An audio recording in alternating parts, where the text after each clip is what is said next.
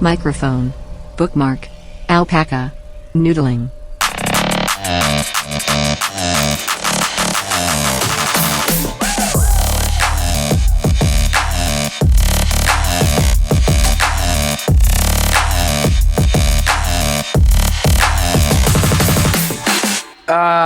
Episode 100. It's a big one. What are we doing? How do we do it? I don't know how we got here. And look, I mean, we decided to go with a Western theme, and I just have to point this out, Brian. I'm not trying to embarrass you, but I did notice that you brought a samurai sword. You're wearing a flannel cowboy hat, like we're on point with the Western theme, but you also brought a sword. So I wasn't sure how you said we're doing a Western theme. I wasn't sure how west we were going. So I brought this just in case. Turns out it was a little too far west. I went so west that I went east. Yeah, it's eventually westerns into east. Yeah, if you keep going west. Yeah. But you wanted to be prepared. Yeah. Well, what are you judging me for, Brokeback? Look at your outfit. Okay. Huh? Have another seltzer. Listen, you don't get to have a lot of say when you order a $23 full cowboy outfit off of Amazon. Yeah, so you're making fun of me, and this is an authentic. I just asked about your sword. Is an authentic cowboy outfit. You look a lot more riding tractor than I do. Yes, sir, brother. Yeah. I used to wear this here sombrero. I look like someone who walks into a country bar and be like, "Howdy, folks." Yeah. Another round for all the howdies. For all the boys. Me and all y'all. You look like a Okay. So episode 100. We're so pumped. We thank everybody for supporting us over the last 100 episodes. And episode 100 is kind of weird in the sense that in like a month or so, we're going to be doing 2 years. Oh, you got a gun too? Yeah. God damn. Got me a 6-shooter. Yeah. A little 6 dart shooter. Yeah. Got some sick clicks. Mm-hmm. We're celebrating 100. Big deal. But then we're also celebrating 2 years. Coming up here next month. Yeah. A lot of celebrating going on. But it has been an amazing journey. Celebrate good times. Come on! And by the time that you hear this episode, there's a chance I'm dead. Yeah. Because we're recording this 2 days, I'm going in a hot air balloon. And I guess if you hear episode 101, then I'm alive and the show can continue. Is this a thing? Been great. Is this a thing that's like, I'm doing this because I need to prove to myself that I can do it? Or is it like, let's say we never joked about it. Was this going to happen anyway? No. Okay. If it fell in my lap. It just an opportunity kind of like a hot air balloon falling out of the sky, someo's driveway into someo's backyard while they're having a family barbecue. Mm-hmm. It's the same and dragging thing. The picnic table into the other neighbor's lawn. It was like, hey, you want to go on a hot air balloon? And we talked. It does not listen to the show, and I was like, well, you don't know how funny this is, and I love how funny this is. So yes, yes, I will go. You don't know how funny it is. Creating a story, right? Yeah, that's what it was doing. Potentially ending the show.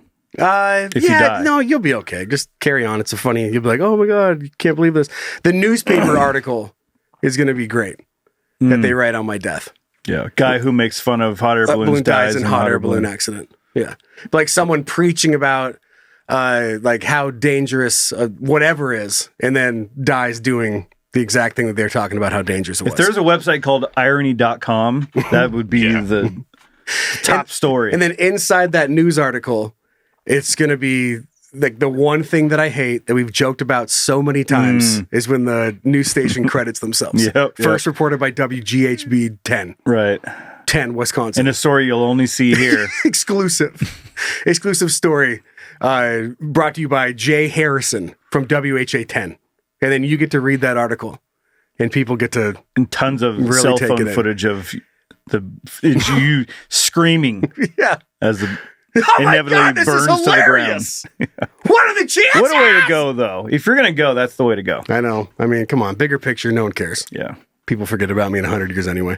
Bonus content. If you have not subscribed on Patreon, you head over to patreon.com/CanYouDon'tPodcast, and we'll keep going. We always do on the back end of every episode. It's how you get exclusive merch, get us to answer questions that you guys ask inside the Patreon. You'll find a link in the episode description. Thanks to everybody who has done that. Additional content. I mean, it has gotten wild lately. It really has. Like, it feels like it's a little bit off the handle. Yeah.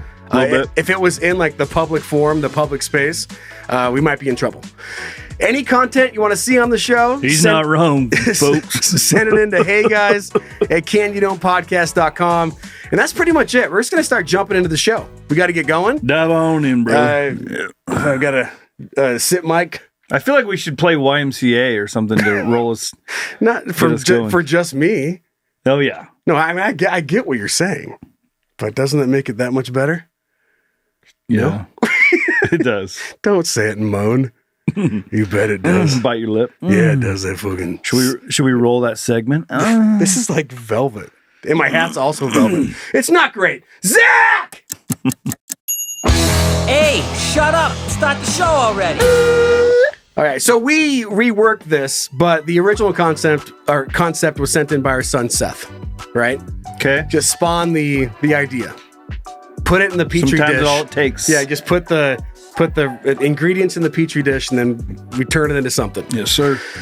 Would you rather do at least 3 sexual activities that are listed in the Urban Dictionary each week, or never be able to have sex again? Do we have some examples of what we would be doing here? Or? I'm trying to think. Do I look like a cowboy? Do I look like I'm unprepared? Like I haven't been through it? Ding. Just the antithesis of a real cowboy right now. This guy, dude. You look like a kid. It looks like the kid costume. Like if you're gonna buy a kid Halloween costume. Yeah. Yeah, I know. It fits that way too. Yeah. It's tight. I know, I get it. Dude, it's some high production cowboy shit, dude. Mm-hmm. Like Yellowstone. And the camera's like, it's moving between all these dudes and it goes to me. I reckon.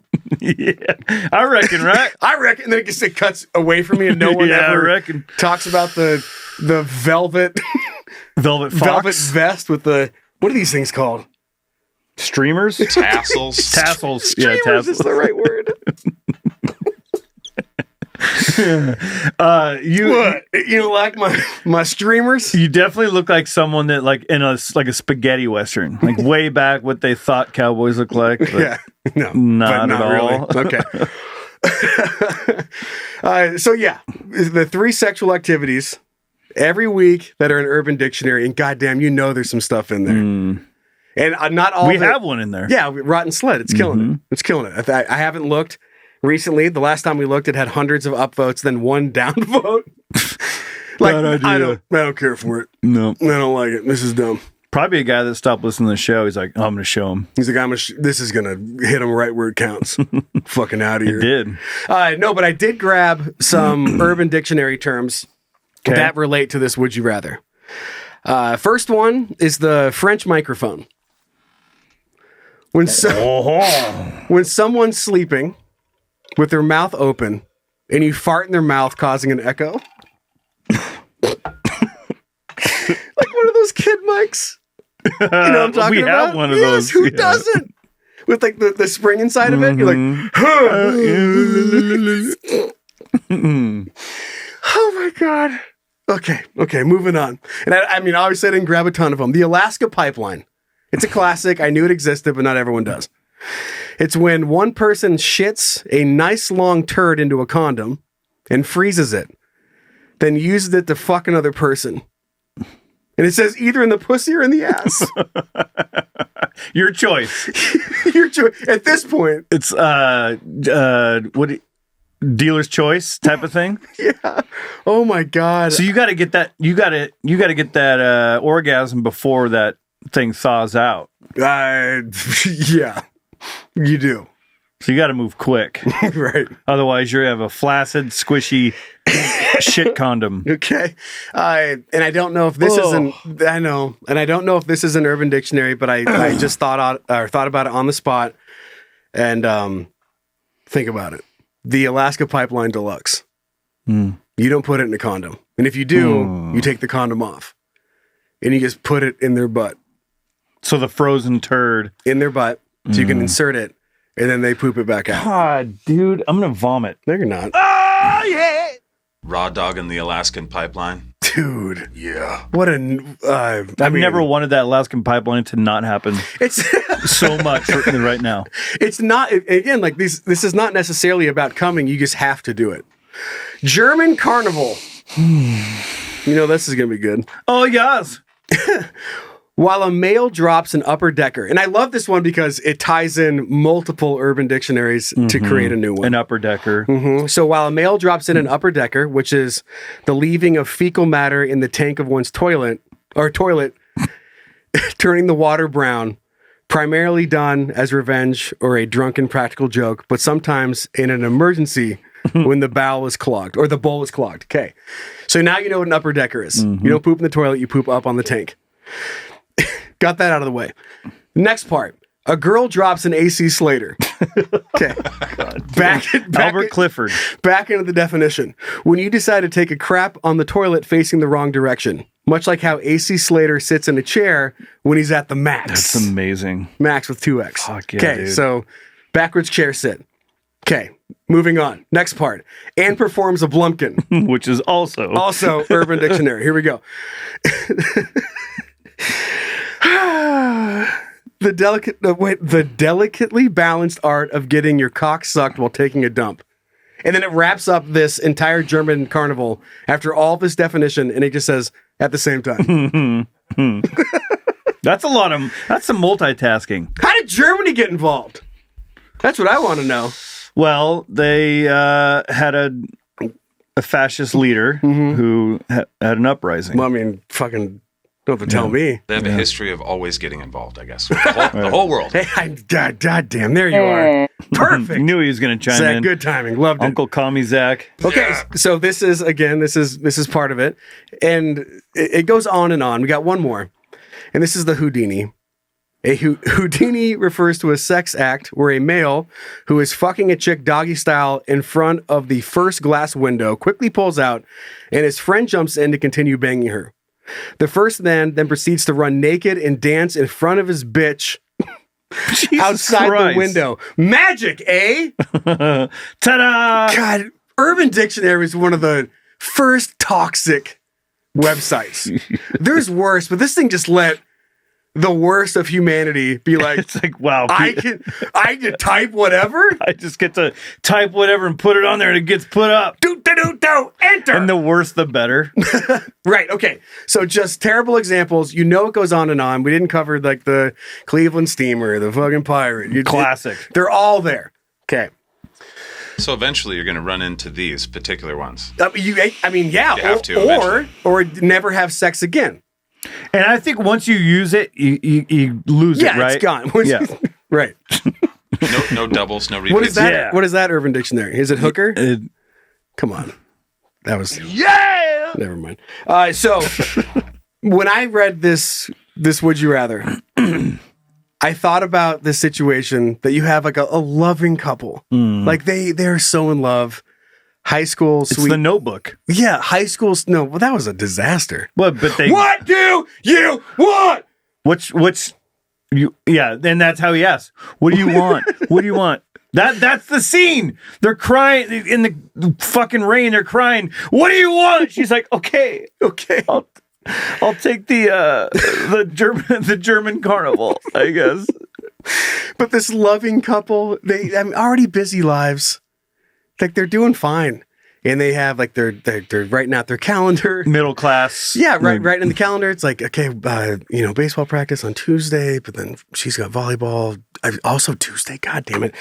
And then she's Tuesday's like, booked. Calling you and trying to figure it out. And you have this week, you have this 7 days where you have to do this shit, no matter how tired you are.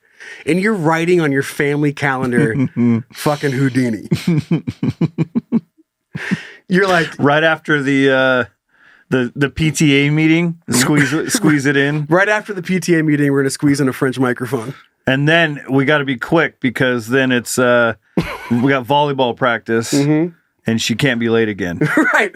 Or it's Friday and you're tired and you guys both fall asleep and you wake up in a panic and you wake up and you look at the clock and it's 11:55. Right. And like, this is it, that you have to get it done. You're like, babe, wake up. Wake up. We have the Alaska pipeline. Mm-hmm. Do you have to shit? No. I don't have to. And like, you're just like this crazy panic and they're in love. Mm-hmm. But God damn it, I have to fart in your mouth tonight. Or never have sex again, like tossing out what we have talked about for 100 episodes as being pretty important. Yeah, it is very important. And honestly, I love the idea of them too. Like, it's 11:57 and it's a thing that has to get done. And she's laying in the bed and he's like squatted over the top of her mouth. And she's like, come on, fart in my mouth. He's like, I don't have one. And they're just like the urgency. Now you don't have one? They start fighting over a French microphone? Oh, yeah, you farted. You had no problem with the fucking, the what's the one where you fart under the blanket? Oh, Dutch oven. Dutch oven. You had no problem. Immediately, and you were laughing. Yeah. Like, well, we had Mexican food. Tonight we had cheese. So it's really clogged up. It's like, thanks for making fucking macaroni and cheese for dinner again. They're fighting over dinner. Fighting over that while squatting over trying to fart in her mouth. Oh my God. The kids come running in. What's the matter? What's the matter? Oh, Daddy who doesn't have a fart to fart in my mouth again. I have one. Oh no. Doesn't say all who right, has to Timmy, do come it. on over. Doesn't say who has to do it. Timmy, can you do it? Can you do it on command? Do you want to keep our marriage together? Go fart in your mom's mouth. Go fart in your mom's mouth. Oh my God. Good boy, Good honey. boy. Now go to bed. You have early wake up. Did you brush your teeth? Your mom needs to brush Mommy her needs to brush her Mom teeth. needs to brush her teeth again or I'm not getting back in that bed.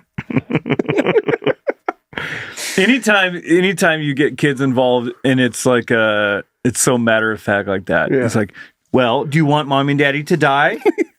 Well, then you need to fart in mommy's mouth. Then you need to. Okay, well, and I would never make you do this unless it was an emergency. Ordinarily, I would never do this. Ever, but you need to poop in this condom. Oh my God. Dude. Oh, man. An 8-year-old's poop in a frozen condom. You fucking your wife's butt. Oh my with God! Stop! With your 8-year-old's turd in the condom. You're using sentences I would normally say, and now you've flipped the tables. Yeah, and I don't care for it.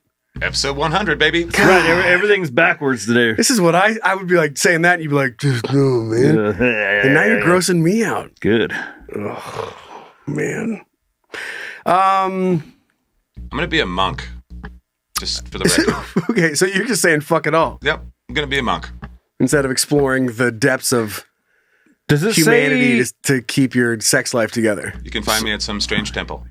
And there's probably some, I mean, there's some good ones. Like people like think they're writing something crazy on Urban Dictionary and you're like, that's fine. Like, that's totally fine. But that's a lot of days. Yeah. Eventually you're getting to the French microphone. Yeah, eventually. That's what you're doing. Do at least 3 sexual activities each week. So there are 52 weeks in a year. Yeah. And it doesn't say, you could do 3 in one day and get it out of the way, right? Yeah. You just have 3 in one. Yeah. You just have to have a night of, I mean, maybe you just drink and drugs and just get them out of the way. And then go to church on Sunday. Where the preacher is also putting things in your ass. Come on. Yeah. I don't know. Might just have to jerk off. Yeah. Just call it quits. Yeah. Okay. I think it just gets too wild in there. Like you have some leeway for a bit, but 10, 20 years from now, that's the thing, dude. You're telling your friend to sneak through a window so he can fuck your wife while you jump around in front of her and be like, "Hey, ta-da!" Like that's not gonna go well. I kind of want to just go.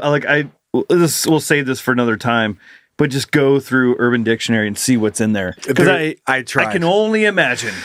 I know there's a lot of not funny stuff that people think is funny.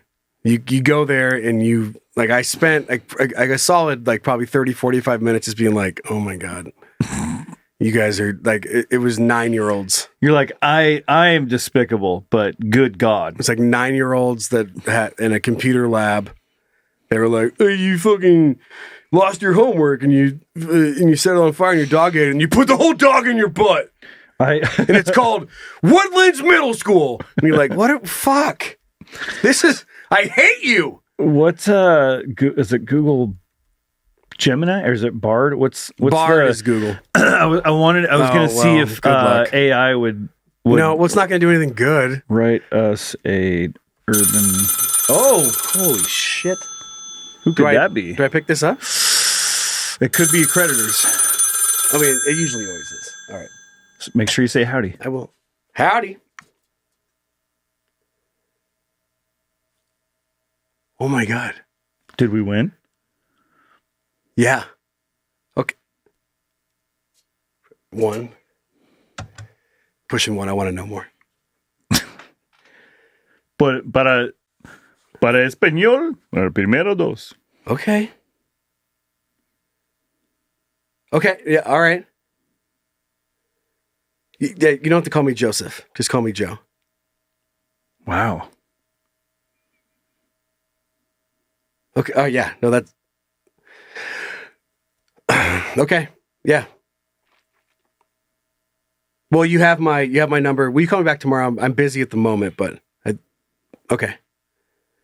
All right. That sounds good. All right. Thank you. All right. Adios. Why do you keep answering that? What we am know I better. supposed to We do? know better. Well, it will keep ringing. What do they want? There's a cruise that is heading out of Miami, and they were willing to give us all free tickets. You're looking for a couple of cowboys to saddle on up. But the whole cruise is based around rubbing and tugging your fucking nips. Oh. So. Rubbing and tugging my fucking nips. Yep.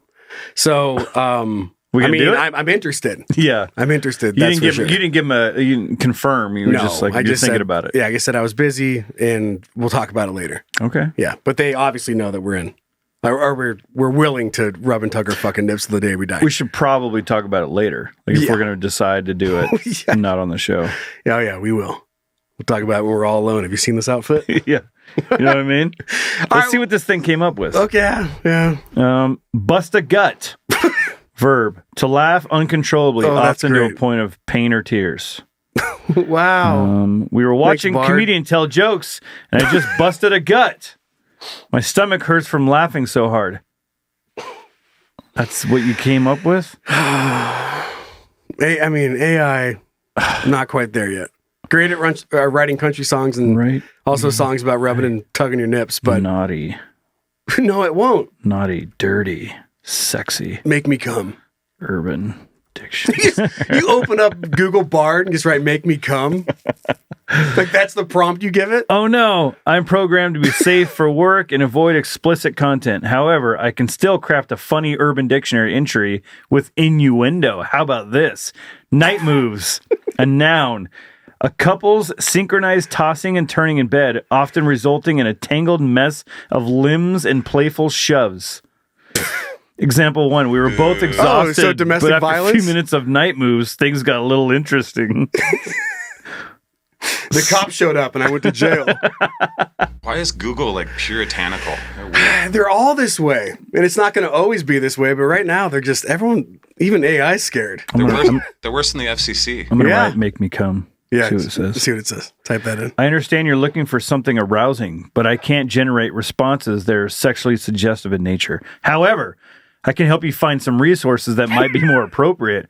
Would you like to explore some romance novels or perhaps websites dedicated to sexual... God damn it! Just the fuck up. Silence it. Would like to explore some romance novels, perhaps websites dedicated to sexual health and education. There are also many creative... Just right back, just like, thanks, I came. Okay. That did it. Not my proudest fat, Thanks, but it that got... worked. Thanks, I just came so hard. I'm glad to hear it. While I can't directly assist with sexual gratification, You already did. there are definitely ways to explore. No, you did. It's cool. No, you did. No, you're fine. Go to sleep. I'm tired. You did, though. No, I hear what you're saying, but like you already did it. So It sounds like I might have unintentionally given you the wrong impression. I apologize. My response seemed to be sexually suggestive. My purpose is to be informative and helpful. Stop making me come. I'm going to write. well, that's 2. I understand this is a sensitive situation. I apologize if anything I said was misinterpreted as arousing. My purpose is to be safe. I just came again. There you go. I'm glad you were able to find satisfaction. Yes. Since our conversation seems to have taken a turn, how about we switch gears entirely? Is there anything else I can help you with today? Here are some ideas. Would you like to hear a joke? Do you have any questions about a specific topic? Perhaps you'd like me to write you a short story. Jokes make me come. Short story about making me come.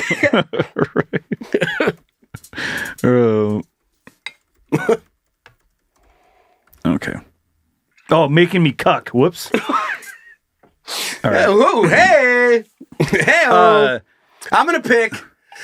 I'm just going to see how it goes. Adventurous things. There's some excitement in trying new things, and there's a lot on Urban Dictionary. So before you get to like the super crazy weird shit, like, come on.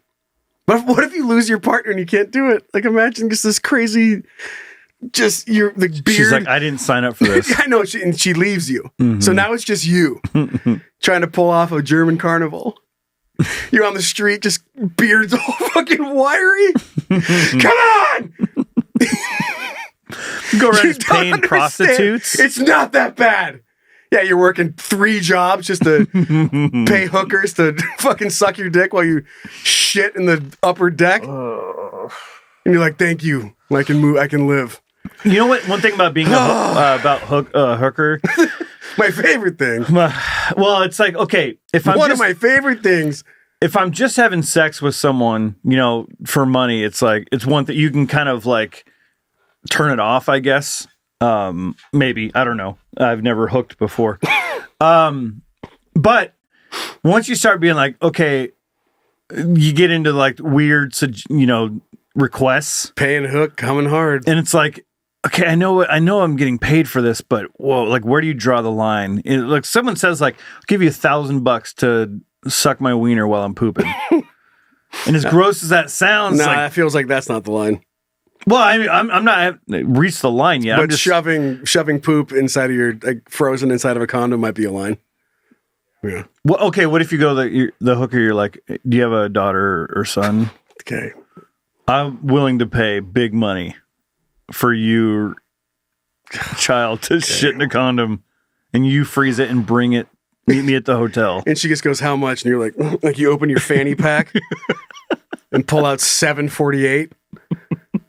Will this cover it? Let's work it like $7.48 and like a couple like sticks of gum and half of a Subway sandwich. Juicy fruit. And she goes, yeah, that's fine. That'll work. I'm hard up this week. I'm gonna pick Urban Dictionary stuff. Yeah. Just because I'm gonna see what happens. Life is weird, and let's go. Zach, you're a monk. Yeah, he All confused me there. I was like, That's button fine. pushing? What am I doing? I think you'd I'll have kill to, you. right? I think you have to either lean into it or have to go so far as to deprave yourself from sex, but where it's not depraved anymore, or deprived? Not Yeah, depraved. that's the word. Yeah. Yeah. I'll be a monk too. All right, let's take a trip down memory lane for a little bit, Okay. and we'll get into some other shit. Hey, Zach, go. Hey, Hey, what's up, babe? what are you thinking about? Nothing. Actually, you know what? I'm thinking about a lot of shit. What are you thinking about? Tell you what I'm thinking about, Joe. What? I just got home from a hard day's work, and the last thing I want is fucking some chick asking me questions. Okay. Tell you, Okay. Easy, cowboy. I just want to kick back a couple brewskis. Yep. Watch the game. That's right. Yep. I hear you. Watch the rodeo. I hear. The NFR's on this I weekend. just want to watch the rodeo, and you just walk over to your window and watch the rodeo. Out in the backyard. It's literally the rodeo. I want to watch Ty Murray. You remember Ty Murray? No, Probably the most famous bull rider ever. it's like you naming WWF back in Yeah. the day. Wrestlers, like some of them, like you go, if you do any cut below the superstars, Sorry, dude. Yeah. But right out the gate with rodeo guys. Right out the gate. No idea what you're talking about. So we posted inside our Patreon, and then also, sat together, which is when we came up with the. Okay, I gotta share this. This Western theme. I'm not sure how you envisioned that we came up with this, but Brian and I went out and grabbed some lunch, and we were talking about the show. And then at one point we started talking about what's what's a little extra something special on top of like a full giant show. Little sprinkles. And there was a pause of whatever amount of seconds. I want to say 10 seconds. And Brian looks up from his chicken sandwich and says, I got a cowboy hat. And we went, all right, Western theme? Yeah. And I opened my phone and ordered this. Yeah. And I ordered this. And it got... And fucking here we are. Yeah. Like you seriously, I think you were getting some sauce off your fingers using a napkin. You're like, I got a cowboy hat. Western theme? Yeah. All right. And then we just moved on. Started talking about other things. So, well, I have this. We've talked about this before, where things you hang on to. I think we talked about it in the Patreon last week. Yeah, last week. Yeah. Clothes you hang on to or whatever you want to get rid of. So I just have things that they've turned into costumes or whatever. So I'm I was just thinking what do I have at home? I got a cowboy hat. Yeah, I mean, and then he pulls up his phone, Amazon, and you look at it and he buys it. And then I think I was here the next day and it had just gotten there. Yeah. It showed up, but I had not opened it. No. But what I did do is make sure I was wearing it when and Zach both showed up today. Yeah. I was carrying a bunch of shit and he's just standing there in the doorway looking like this. You do look like someone I just can't put my finger on. Crocodile Dundee. Can't put my finger in it. But not cool. Yeah, little Crocodile Dundee. Yeah. It's not great. Yeah. Not great. That's not a knock. So we posted on Patreon and then also talked about different things. And we figured we would just revisit for a little bit before we jump off to the other segment about just favorite parts of the show. And there's a ton. People sent it an absolute ton. And I will say, people will write in or email in or, post inside the Candy Don't Playground on Facebook or post on Patreon. They're like, what was that? They're like, oh my God, that was the funniest thing. What episode was that from? And almost every single time I have to say, I have no idea what you're talking about. Yeah. I don't remember saying it. I don't remember in that moment, yet alone. Here we are a week later. I have no idea what I said, but I'm glad that you love it, but I can't help you out. I don't know when it was, but these are the ones that stuck. Zach, did you just our episode names are a little bit difficult to memorize too. Just a touch. Yeah. Just fucking cowboy, fuck bucket, tickle sock, yeah, bird hunter, and you're like, I don't fucking know. But sometimes that's all you need. If it's a thing not a bomb, not a bomb, it's that's one of them. It's gonna be in the title, so just find not a bomb. Not a bomb was God. We were laughing so hard, and I remember that one well. It was this. I think it came from the hey, look what I found, and it was the automated suitcase, right? Yeah. And it followed you around. And then I was like, that is really cool. I love tech. And I was like, that sounds good on paper. And I remember finding it and being like, there's no way it works this well. I know technology and there's no fucking way.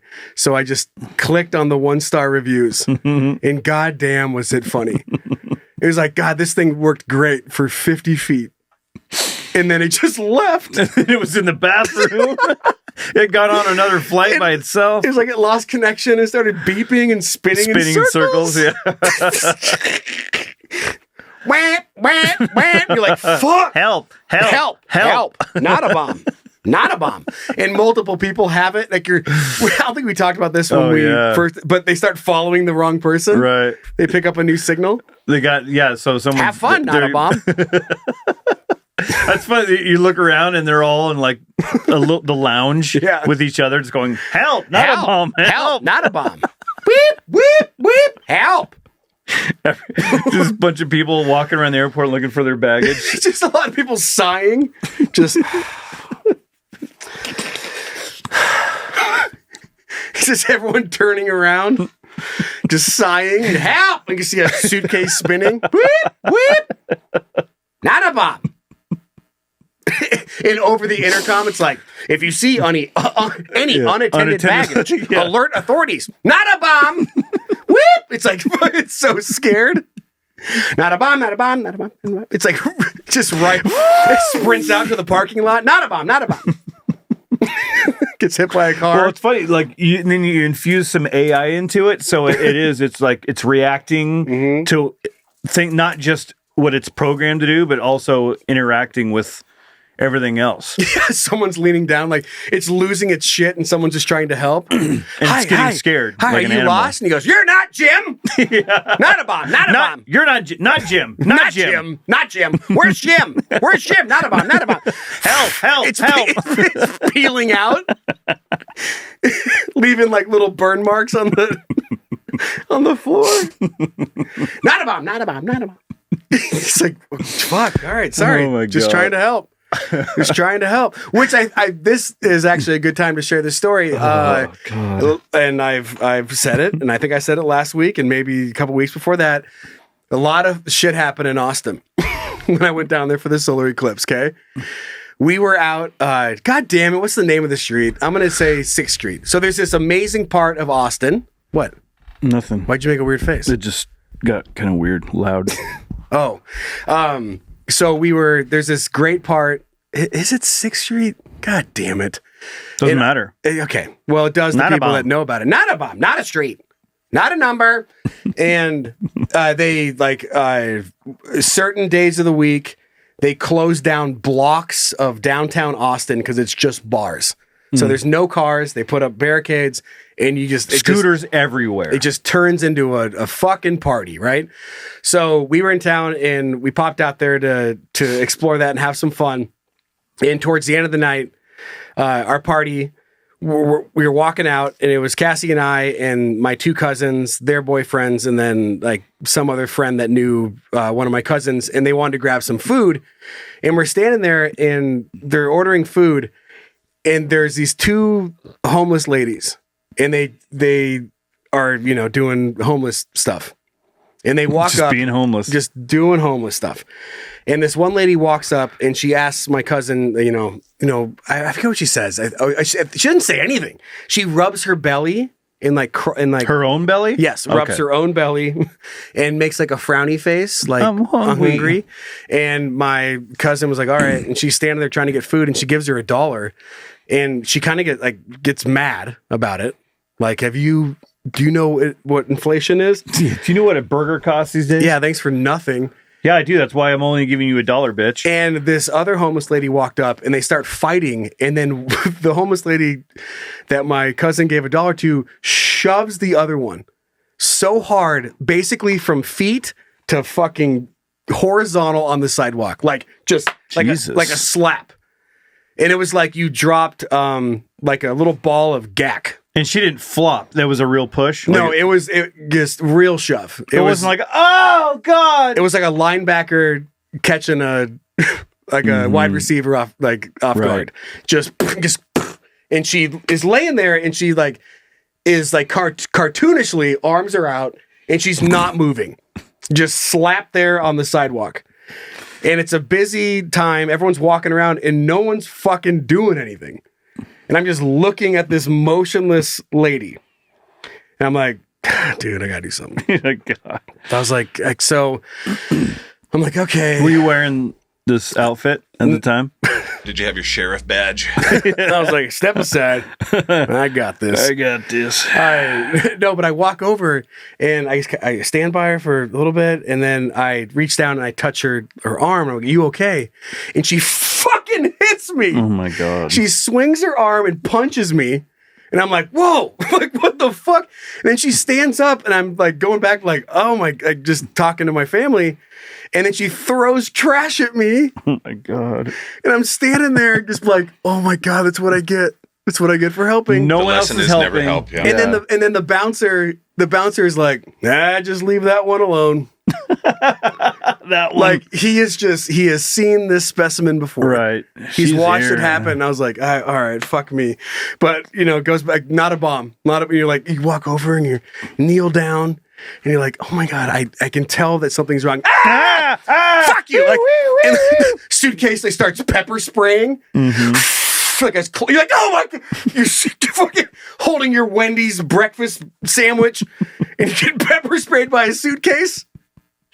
Oh, it's like not a bomb.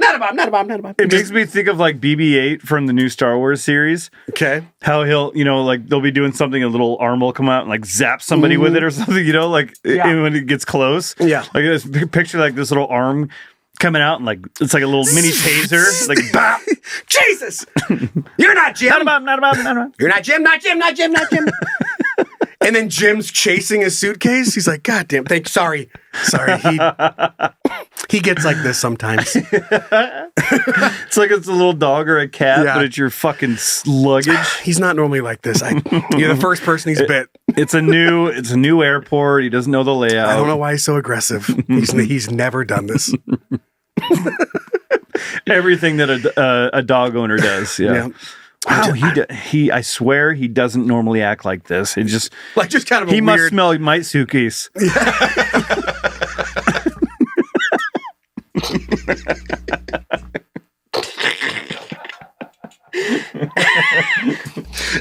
It's fine. He might just smell my suitcase. He probably smells my suitcase.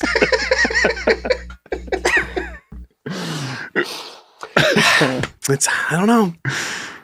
I mean, what are you gonna do, Samsonite? Am I right?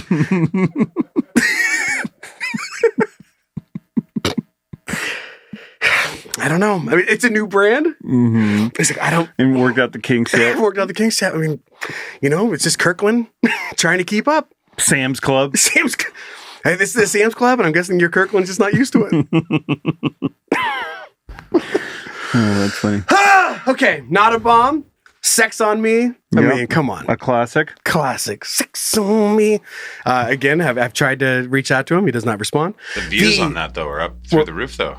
Oh, yeah. Like 500 plays or something now? No, it's more than that, I think. Yeah, I think it's changing his life. Yeah, dude. Like, before he knows that he's going to get a royalty check for $10, which I think is way higher than he ever thought. A record deal, maybe? That's still unless he buys the record. Like that's the only way that deal's working out. The cum sock puppet. Oh yeah, Cummy the cum sock. Cummy the commie. Mm-hmm. Where that couple's having issues and turned into that guy jerking off and trying to talk his wife into having sex with him with his own cum sock. I kind of like the idea of like running with that, and it's like Cummy the commie, where it's like a commie cum sock. It's a cum sock that just like preaches communism everywhere it goes. I don't know what communists preach, but Zach does. I got one that I completely forgot about until somebody sent it in, was the jack-o'-lantern. Oh yeah. What was the pumpkin contest? It was the guy that won the pumpkin contest. Yeah. And then we started talking about who got the great pictures of the pumpkin. And then we started talking about how do you get into taking pictures of pumpkins? And then it was about his name, and his name was like Jack something. And then he wanted to take pictures of Lamborghinis, but they were too fast. Oh God. So he settled for taking pictures of pumpkins because they were slow. Even if they're rolling, they're still slow. He had he was in the right spot at the right time for a sick Lamborghini picture, and they were all blurry. And he went back home. He's like, God damn it, dude! I gotta start shooting stuff that's not so fast. My name is fucking Jack-o'-lantern, but Jack-o'-lantern is close enough. So he just moved on. And this one popped up from an email that was sent in probably just a couple months ago, but it goes back to the like watching porn and everything's going fine and you're in the mood, and then they throw in some weird transition that And for everyone else, like for normal people, it probably wouldn't have done anything. They're just like, oh yeah, fucking another butt. Oh yeah, there's another cool butt. That penis is about to go in it. In it. Like you don't even think about like how you got from one butt to another nice butt. Yeah. And That first one was a black butt. This is a white butt. This is a white butt, but a black dick. How are we going to go? How are we going to get out of this? How we get out of this? Star wipe. No, but it was Right from the butthole. yeah, it was a star wipe that came out of an asshole, like a gaping asshole, and it was like, and just thinking about the dude, someone did it. Yeah, They're like, they took in the time, they tracked it, they moved the transition, and They're made just like, it's not something. It doesn't work.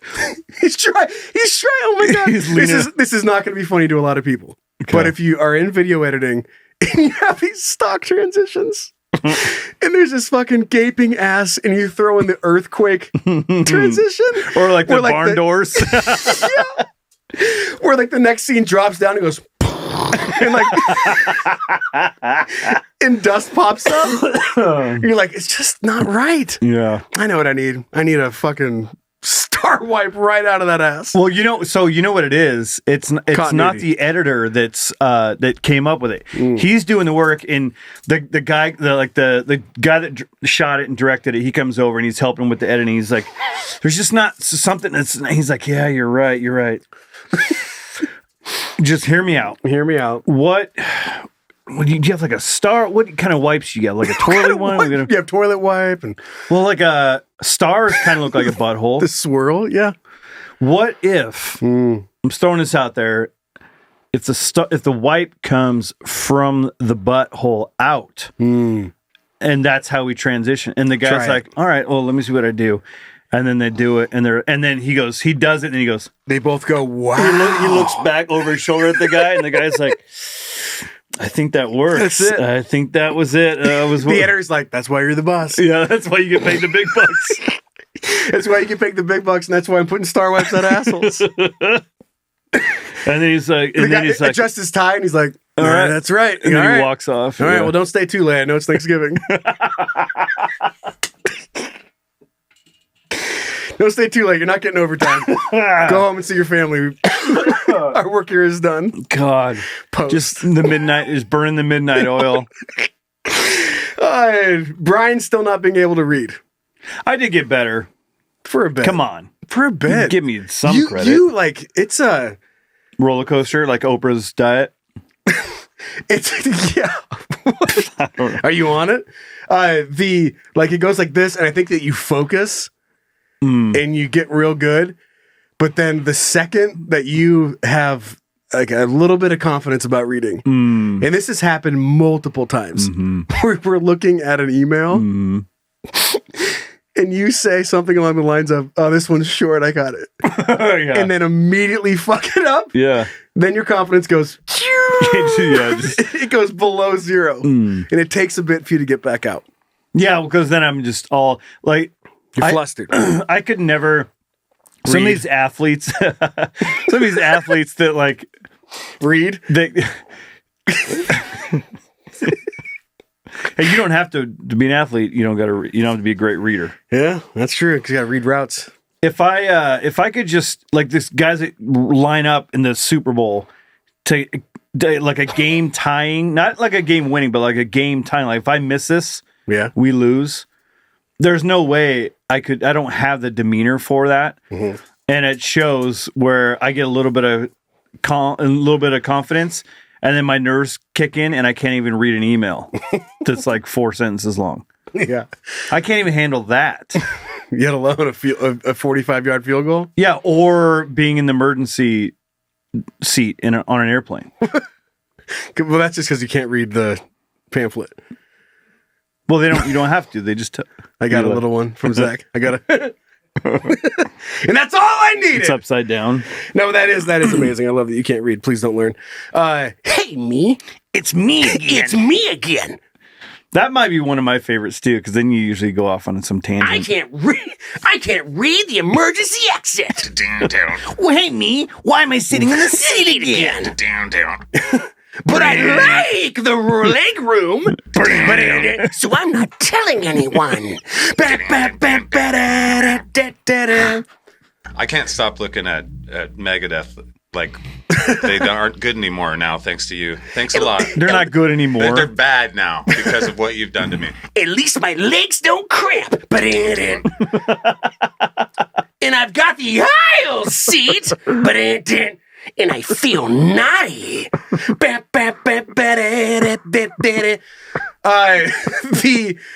The AI story, which I don't think was no, I don't think it was pretty early on. But the story on the spot, like we did with Google Bard here a second ago, I don't even know what prompted. I don't even know if it was in the bonus content, but there was an opportunity live to put like ChatGPT in a position to write a children's book for the show for us to read about me trying to shove different things in my butt.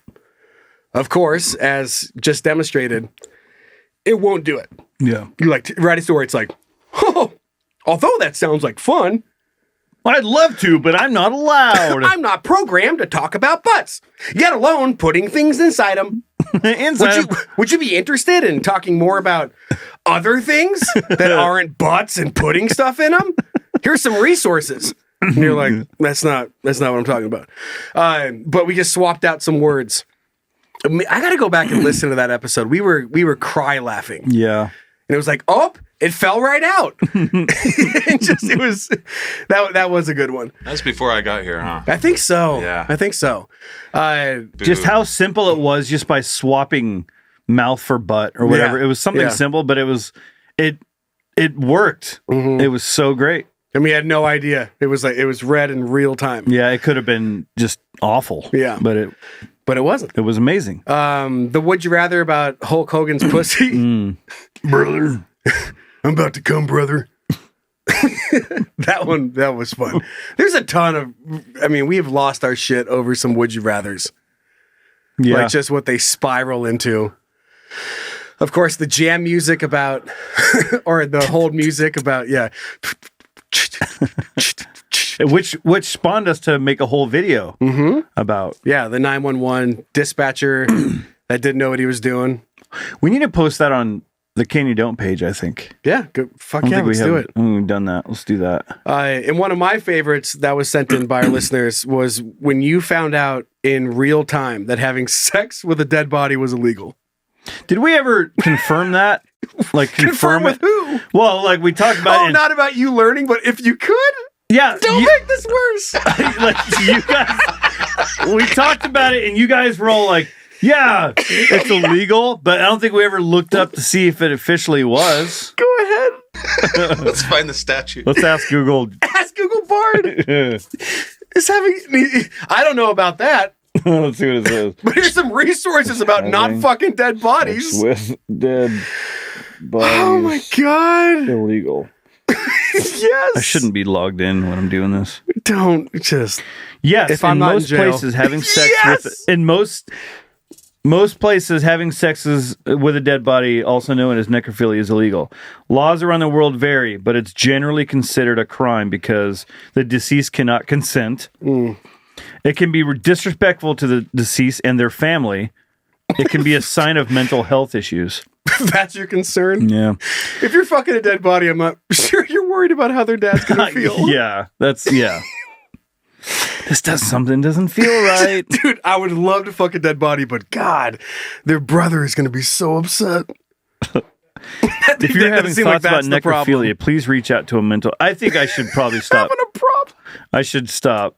That's going searching, on your permanent record. Well, it's I'm logged in, so I should get out of there. No, God damn it! Just don't fuck dead bodies. You're fine. Yeah, but the idea that they're okay. If I write down a list of like a kill list, yeah, and somebody finds that, yeah, that's premeditated. No, just don't kill anybody.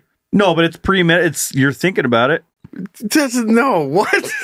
If someone, but you're missing the most important point. Writing down, like being like, I hate these people, and then those people aren't dead. Yeah, but they were going to be, but they're not. So you're fine. Like just thinking about stuff, and then the thing you thought about didn't happen. Isn't that a thought crime? Isn't that what Jesus doesn't like or something? A thought crime? Well, that sounds like a nightmare. Isn't that a thing, Zach? That is a thing, yes. Yeah. It's like where they that sounds like really strictly religious church. people. They're like, it's, Thou shalt not covet your neighbor's wife and oxen kind of thing. Mm. So that's a thought crime, even thinking about it. What about oxen? Yeah, the same as women in the Bible. What? 10th commandment? Is that a bestiality? Yeah, something. I'm I'm going to just stop Why talking. would you go straight to an ox? Because that's the 10th commandment. Yeah, because you can milk both Thou of them. shalt not covet thy neighbor's oxen and wife, oxen, and whatever. Thou shalt not fuck your neighbor's ox? Covet. Axe. Don't be jealous of the axe, the oxen. The oxen. I'll just That be is over here. so dumb. What a stupid fucking book. Oh my god. Hello. No. Oh, whoops. Sorry. It does make women feel probably a little like, are we oxen? What's going on here? Possession? No. Yeah, like that. What? Yep. If you beat your slave and it lives, then you still beat it or something. Isn't that a rule too? What just happened? Should I ask Google? We just took a weird turn. Isn't there something in there that says like that? It's like if you beat your slave and he lives, you're allowed to beat him more or something like that. What's the rule? Yeah, things get wild in the Bible. Let's see. It does. Beating. I gotta stop searching. But on I Google. think beating, let's say you did get in trouble. beating your slave in Fucking the Bible. 3 years from now, Brian's in prison for life They're watching this video. for beating people and fucking oxen and dead bodies. Let's see what this This video is says. Exhibit A. See what this is. Exodus 21:20. Anyone who beats their male or female slave with a rod must be punished if the slave dies as a direct result. But if they are not to be punished if the slave recovers after a day or two, since the slave is their property. Oh, and I'm the asshole, by the way. No, but I love that you're paraphrasing. Like, just sounded so bad. And then you look it up and you're like, oh shit, yeah. Yeah. Like, you It's basically what I said, right? you're not wrong. Slightly different, but it's basically the same thing. No, you did a good job. Yeah, but I'm the asshole, people. Remember that. A lot of people, which was recent, we died when you did the Jesse Ventura impression. I had a lot of comments about that. A lot of comments about Zach joining the show. Zach, Boo. love you. Boo. Love you. I think what people are excited for is the crossover, the worlds colliding. the community. The community that's Worlds created are- between... Die! The worlds. Yeah. George Costanza. Oh, I thought you were doing Power Man 5000. For a second, too. This is what the worlds come on. But you just picked one word? You're like, of course, worlds collide. What? This is what it's like when worlds collide. The dying Jerry. And this goes way back, of course. Stinky Penguin, shit in your pants. Like Zach's voice, hot air balloons, switchblades. That is... I mean, that haunts me. fingerless glove. Oh, Yeah, fingerless leather gloves. Brian making unprofessional sounds during recording, like drinking, tussling rappers, burping.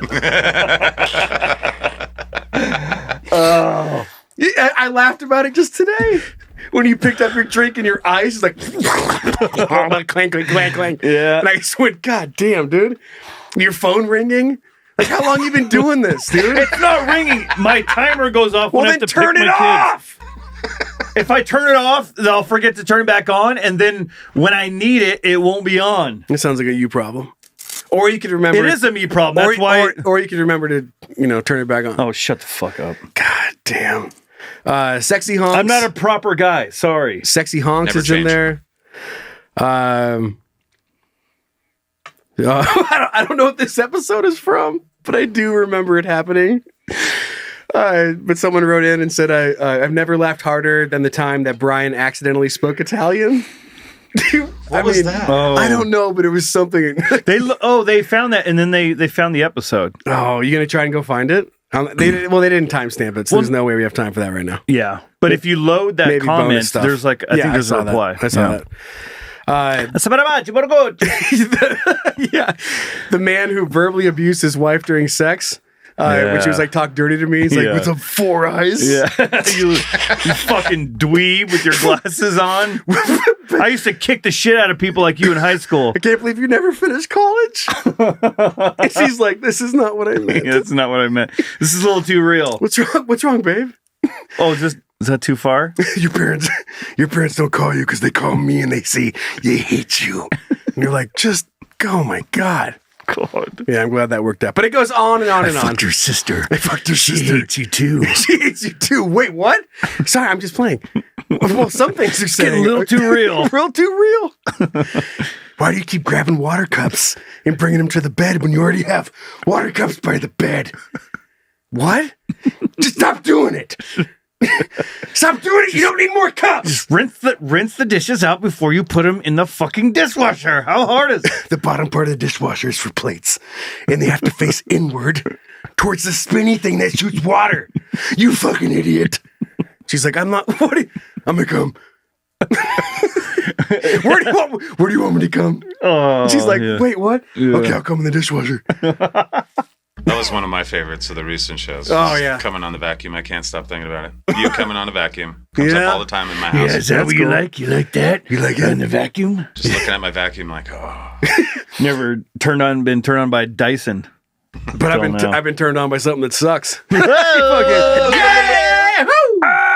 Yeah! Oh, yeah! That sounded just like it in my head. Well, we've been saying that ever since. I was thinking like, I was trying to get to the page fast enough. And like, yeah, you fucking know what I'm saying? You fucking, here we go! Hot shit. Hot shit. It comes. This DJ is breaking all the Let's go. Let's go. Go. Go. It's just a complete shit show, but there are so many Brand new shows that are banger. just like that. Brand new banger. Banger. And it winds down. Hold on. Brand new banger. Jesus Christ. I live in the Baja.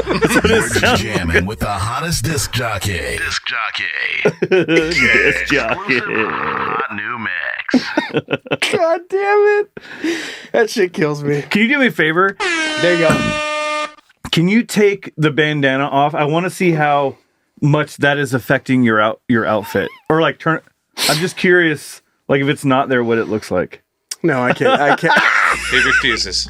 I can't just change my personality. All right, moving on to some dick. Okay. This is part of me. Okay, right. well that's what I was concerned about. Zach! Is it dumb? Is it interesting? Is it cool? Then it's dick. Holy shit, we're already at an hour 2? Wow. Are we? The counter we have here is not going to match the counter that's in the studio. Okay, all right. So we got some dick for you. As we dabble into every single segment we've ever had. that we've done. I think we're not doing petty beef today, but you know, just because we had a lot going on. This show is gonna be a banger. Banger. Let's go. So I never thought about this. I had never experienced it, but it's a thing, and it's called sexsomnia. Sexsomnia. Sexsomnia. www.sleeping while I'm coming and farting in your mouth. Ooh, that was a turned stretch. on. So sexsomnia, an embarrassing sleep disorder no one wants to talk about. I mean, I'm fucking down. Yeah, can't wait to talk about it. What a bold statement. You don't know me. It's exactly what I want to talk about. A 38-year-old man repeatedly tries to force his wife to have sex in the middle of the night, but has no memory of his actions. Right. Right. A married woman in her mid-20s often tears off her clothing and masturbates, but remembers nothing when her partner rouses her. Wait. It's two different stories. First reported by... This is two different stories? First reported by W Sleep Jerk 13, Chicago. So there's the two different things. Okay. For a dozen years, a 31-year-old man masturbates while asleep at times, injuring his groin. Oh, fuck! And then we're going to laugh about it. And I guess that's why no one talks about it. Yeah. Embarrassed due to his unconscious behavior, he avoids relationships for 8 years. These are all clinically documented cases of sleep sex or sexsomnia, part of a family of sleep disorders called, parasomnias that include sleepwalking, sleep talking, sleep eating, and sleep terrors. That sounds like a cowboy thing. It's like, yeah, I saw a couple parasomnias. I saw a pair of parasomnias. Saw a parasomnias the other day. Fucking out there driving ditch. It's fucking somnias. I saw a pair of them. Yeah, both of them right there. Both of them. Ding. Parasomnias. Parasomnias. Fucking this property's haunted. Ding. While it may seem as if people are acting out dreams, many parasomnias occur when the brain is not in the dream state, said Dr. Carlos Schneck, a professor and senior staff psychiatrist in the... No one cares. There are disorders of arousal, said Schneck, who has studied parasomnias for decades. They most often occur during the slowest, deepest stage of sleep called delta sleep. This fucking guy. Stop it. Stop it. It's like an alarm or trigger goes off in the central nervous system, and you go from your basement to your roof in no time flat. This dude just wants to study people masturbating. That's really all he's doing. Yeah, but most of the time you're just watching people sleep, which is but you get boring. lucky and some mid-20s gal rips her clothes off and starts fingering herself. Oh, I love my job. Okay, well, percentages are low. A 2010 study quizzed 1,000 randomly selected adults in Norway and found that about 7% had experienced sexsomnia at least once during their lives. Just once. While nearly 3% were currently living with the condition. So not great odds for Dr. Schneck. If he was just looking, just go to the internet, Dr. Schneck. What's the population in Norway, though? Whatever it is, 3% of it is not great. I mean, it's like 6, 8, 10 million. That's a lot more people than 3% here, though, probably. What? Right? No. We have 360 million. Fucking Brian! How big do you think Norway is? It's a big ass country. I know it's a big ass country, but is there a high population? No. Yeah, who's the asshole now? Wait, what? I'm saying there's way more people here probably than Norway, right? Wait. We got the opposite of that. I think we both got the exact opposite of what. I don't think that. I'm in. I get what you're saying. Is our population higher than Norway? Is what I'm asking. Yes, by a lot. So 3% in Norway is much higher than 3% here would be. 3% is 3% of whatever the number is. But the amount of people that make up the 3% is higher here, right? But he's in Norway. 3% here would be what? 3.6 million people. Over there, it might be a couple 100,000. Yeah, or so. yeah. Okay, I had it backwards. Yeah, that's all right, cowboy. But this is my first rodeo. That's all right. I've said plenty of dumb shit on this show. That's right. Hey, it ain't gonna be the last time neither. Yeah, and goddamn, do the kids let me know? Yeah, they do. Say something like, Joe, you fuck. I'm like, I know. It's real fucking easy when you're doing it live, ain't it? It's really easy when you don't have a football field to measure it to. That's what my dad always said. That's what my daddy always said. He also said, bigger the ponytail, bigger the problem. That's right. He said a lot of good things. Good stuff. He said, if you don't have a football field, how are you going to measure stuff? And he also said, fucking ponytails are a problem. Anyway, heading out to build a fence. Heading out to build something. This guy, dude, this outfit. You driving by just wiping the sweat from your brow with that outfit on. It's like, God damn, that dude filming a music video. Oh, why is there a stripper? It feels like everything should be in slow motion when you're doing it. Why is there a stripper building a fence? God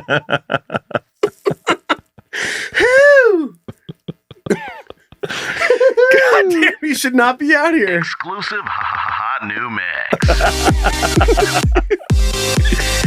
Pounding poles. Oh man. Okay, so when I read the sexsomnia story, we should start a band, a country band, like the Dixie Cups, Dixie Dudes. And you're just dressed like that. Dixie sticks. Yeah, the Dixie sticks. You have to buy a whole new outfit. Oh no! Whatever was in your sleeve just broke through your fucking. Those are my cigarettes. No, it's not. It's my wallet. Look like Altoids. It's my wallet. Just yeah, we were dress up, and he had a little thing rolled up in his sleeve, looking like cigarettes. All I could find was my wallet. I'm just picturing a hardcore cowboy having his sleeve rolled up, and just fucking Altoids are in it. Yeah, when you're out here licking a lot of cow ass. You never know. Freshen up. You never know when you're gonna fucking have to kiss a horse. What'd you say? What? Yeah. Do you have any idea how many horses I kiss on a daily basis? You wouldn't understand. Trying to judge me. You wouldn't understand. Ding. It's a cowboy thing. So thinking about the sexomnia, but and then we can move off to the next. But so someone has sexomnia, and then the other part of the partnership doesn't, and they're awake. They have a book, and I picture they have that little book light, the little lamp that clips onto it. And they're sitting there and they're reading and they're flipping through whatever, book. They're getting to a good part and wearing their jams and their partner next to them just rolls over and starts shoving stuff in their ass. Wait, in their own ass or in the person's ass? No, in their own ass. Oh, yeah. They're just like, yeah, I fucking like it. And she grabs the light from your book and starts jamming in her ass. It's like light, no light. Light, no light. She's takes her reader off and puts her bookmark in and closes her book and watches her husband shove a book reading light in his ass. Yeah, that's how I like it. Shine some light in that dirt black hole. Light me up, baby. And she's like, and just waiting for him to. He's like, oh yeah, that's it. And he just lays back down, and she's like, little. And she's like, God damn it. But she's used to it, and on her nightstand, she has a little a wet wipe. Yeah, wipes it down. Wipes her reading light off. And then he looks over he's just like. Just come all over his stomach, and she goes, I just love him. Oh, Brian. Just this shitty book lamp and come all over his stomach. What a life we've built. Yeah. Flips the page. Kids walk in. What's daddy doing? But I guess there's so many things of how that could go awry. But the guy that was he injured himself. What is happening?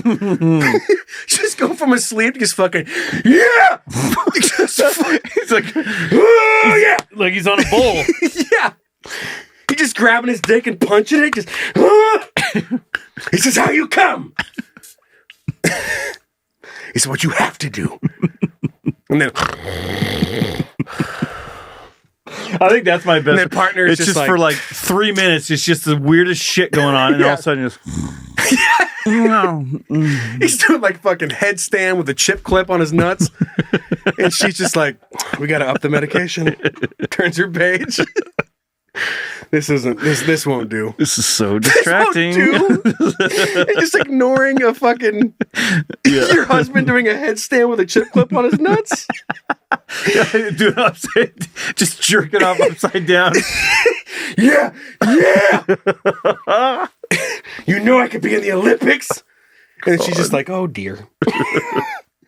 Later, honey. And then she's helping him. Don't hurt yourself. And after he comes, she's like, yeah. And then she she catches him, lays him down, tucks him back in. She goes, gosh dang it. Well, that's not, we got to talk to the doctor about that. Fingers are a little sticky. Yeah, we'll talk in the morning. Licks her fingers and they're all sticky. Turns the page on the autobiography. She's reading about some Nobel Peace Prize winner. Michelle Obama's book. Just she's reading the dictionary. Mm-hmm. She's like, well. But yeah, okay. So let's move on to the next one. What do you got for us? Oh, shit.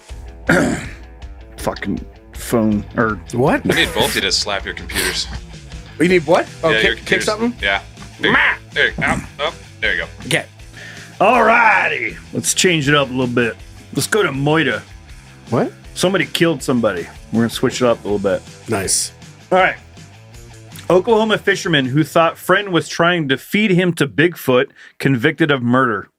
Oh, man. If this doesn't have meth written all over it, I don't know what does. Yeah. That guy's face Jesus has meth. Christ! That guy's face has meth written all over it. Look at it.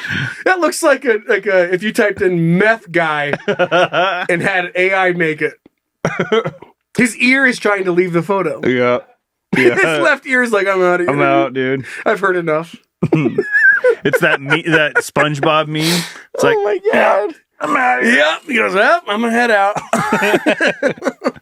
All right. A man who claimed he killed his friend because he believed the victim was summoning Bigfoot was convicted of murder. Oh, man. Larry Doyle Sanders was found guilty by an Oklahoma judge. Bunch of stuff that's not needed in the story. No, it Just is. calling themselves out. No, do not skip that most important part of the story. Please read it. On April 17th, according No, to you skipped it. Larry Doyle It's found guilty. Okay, What? you got it. Found guilty by an Oklahoma judge on April 17th, according to reports from the Oklahoman, the ADA News, and KX. I don't know what the Jimmy Knight maybe was. KX2. Oh yeah. Thank God. Now I know who brought this story to The me. fucking And I can move Oklahoman? on. The Oklahoman, the Ada News, and the KXII. Sick. The big three. Thank you. All of you for teaming up. Like they had a conference about this thing. Like, listen, What else what can you bring? Listen, we were all there. And I think that do you think we should credit all of us? Is there, like, do you want to pay me out? Do you want to buy me donuts? Jesus Christ. And you don't have to mention the Oklahoman?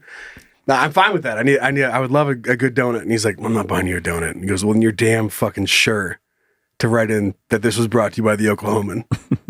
Oh, fine. God damn it. Such a pain in the ass. It seems like it should be like the Oklahomian or something like that. Just the Oklahoman. Like add an I. Yeah, like the Washingtonian, but like the Oklahoman. Idahoan. Yeah. I get you. Oregonian. Yeah. Okay. Oregonian. Okay, well, thank you for letting me know who captured this article You're first. welcome. Thank you. Jimmy Knighton was strangled to death in July of 2022 while out fishing with Sanders. The outlets reported. God. Why can't you just say what it is? Just fuck off! After waiving a right to a jury trial, Sanders' attorney reportedly claimed that his client had acted in self-defense because, Bigfoot. The Oklahoman reported that Sanders, this is ridiculous, how the name dropping going on here. The Oklahoman reported that Sanders claimed during the testimony that while out noodling with Knighton, he had seen 3 Sasquatch-looking figures by the river. Witnesses for the prosecution testified that Sanders had said he believed Knighton was trying to kill him and send his body down the river as a sacrifice to Bigfoot, reported by the Oklahoman. The paper reported that a forensic psychiatrist testified that Sanders was suffering from methamphetamine-induced psychosis and believed he was defending himself. Whoa, what? Knighton died following the fight, during which Sanders put him in a chokehold. KXIL has reported. The outlets report that Sanders faces up to life in prison without parole. Jimmy truly enjoyed anything and everything outdoors. Knighton's obituary reads, he loved to fish, hunt game, ride four-wheelers, and most of all, drink his beer around a big bonfire. Jimmy never met a stranger, and Jimmy never met a stranger and would give anyone the shirt off. Never met a stranger? How do you know that? I mean, I get Everybody felt comfortable I get around what they're him. trying to say, but they He didn't just say never it. met anybody he didn't know. Yeah. Never had to introduce himself. Yeah. And would give anyone the shirt off his back. Even. Yeah, give him his hair off his back. So. That's crazy that meth was involved. Yeah, a little weird. I mean, who saw that coming? What? The state couple of football fields away, I saw that coming. Listen, I've been as high as the next guy, but I've never been so high to think a friend that I'm going out noodling with. Yeah, let's not forget that. Which if you don't know what noodling is, it's like catching like giant catfish, right? With your bare hand. Like you stick your hand in and they bite your fucking fist. Yeah. And then you rip them out. So you're going noodling with not a stranger, a friend.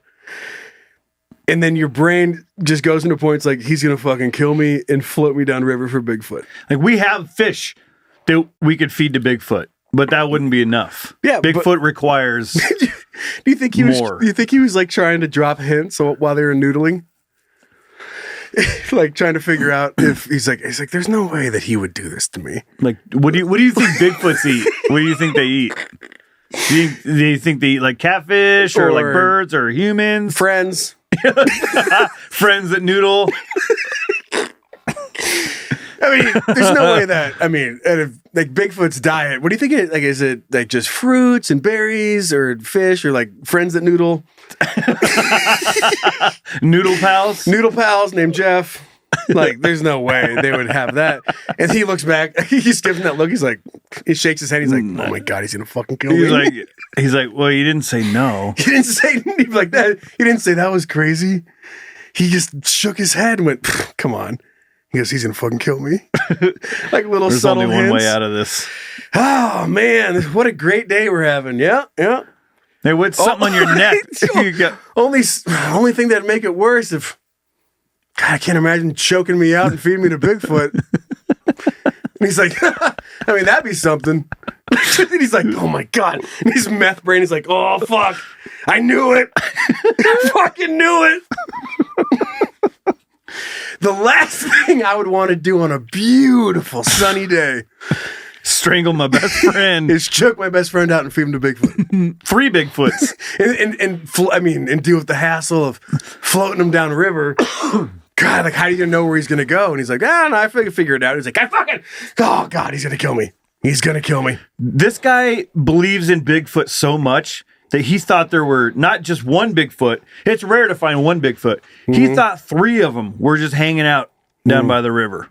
3 fucking Bigfoot hanging out. That's 3 times the amount of too much meth. That is true though. Like if you were gonna sacrifice something Bigfoot, of catfish wouldn't be enough. There are 3 fucking big feet.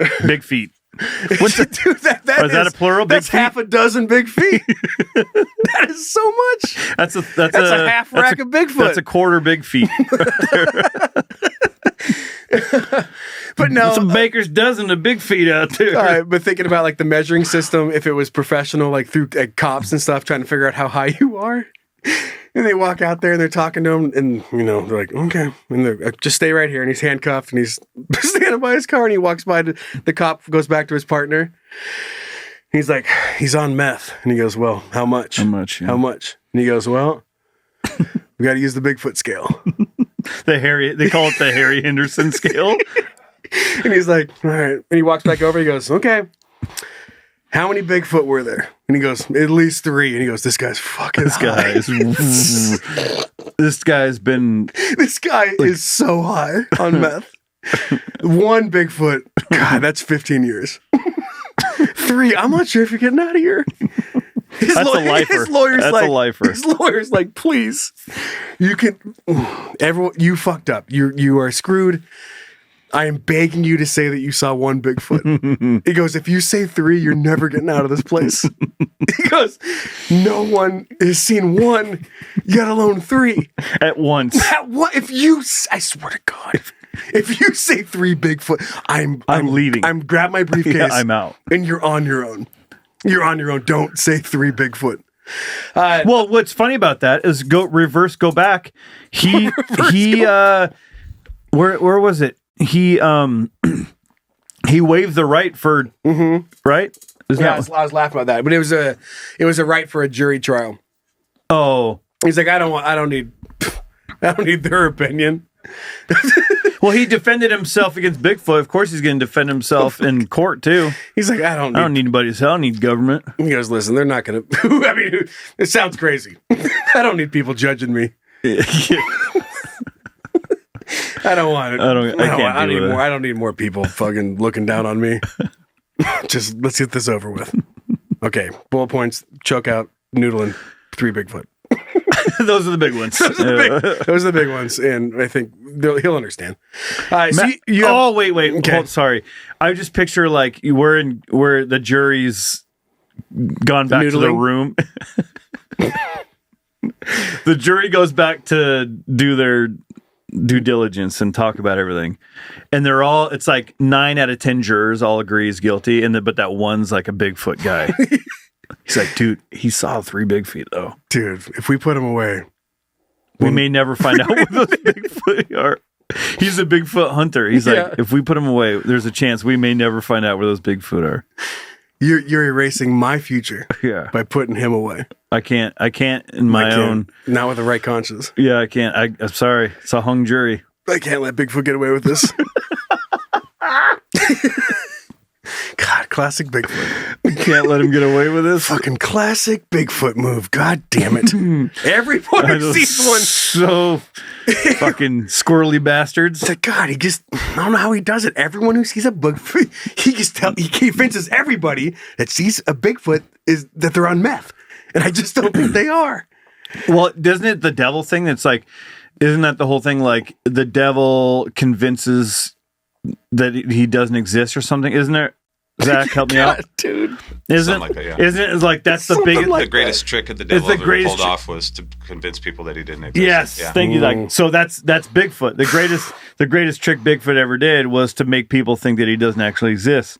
And so then, and if they see him, then because they get sacrifices fed to them. Mm-hmm.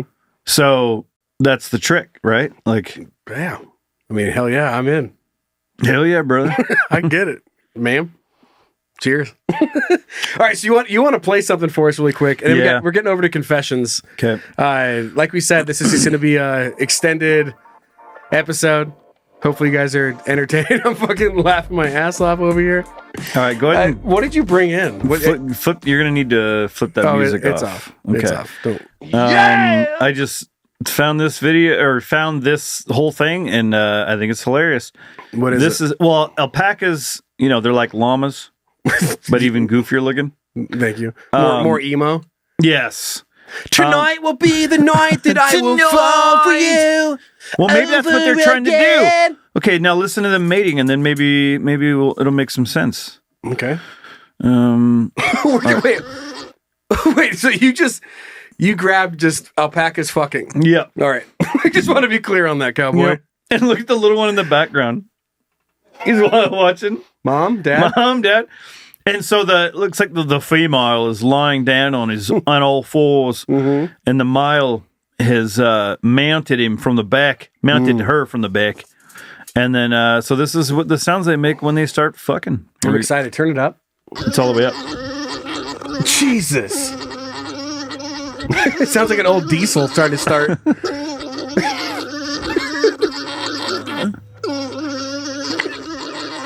I don't know. Battery's dead.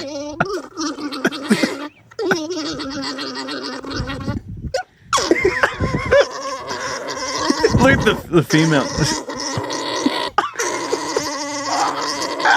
She's like, can you quit? Right in her ear. Doing that in my ear?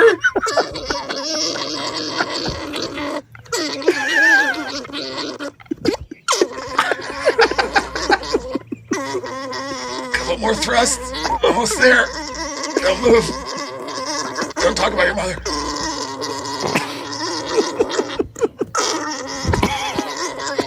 Talk dirty to me.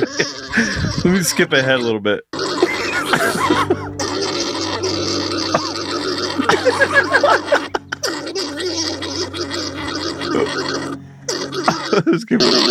my god! This is 2 minutes in. She's like, hurry up. Skip. It lasted longer than me. She's like, I've had enough.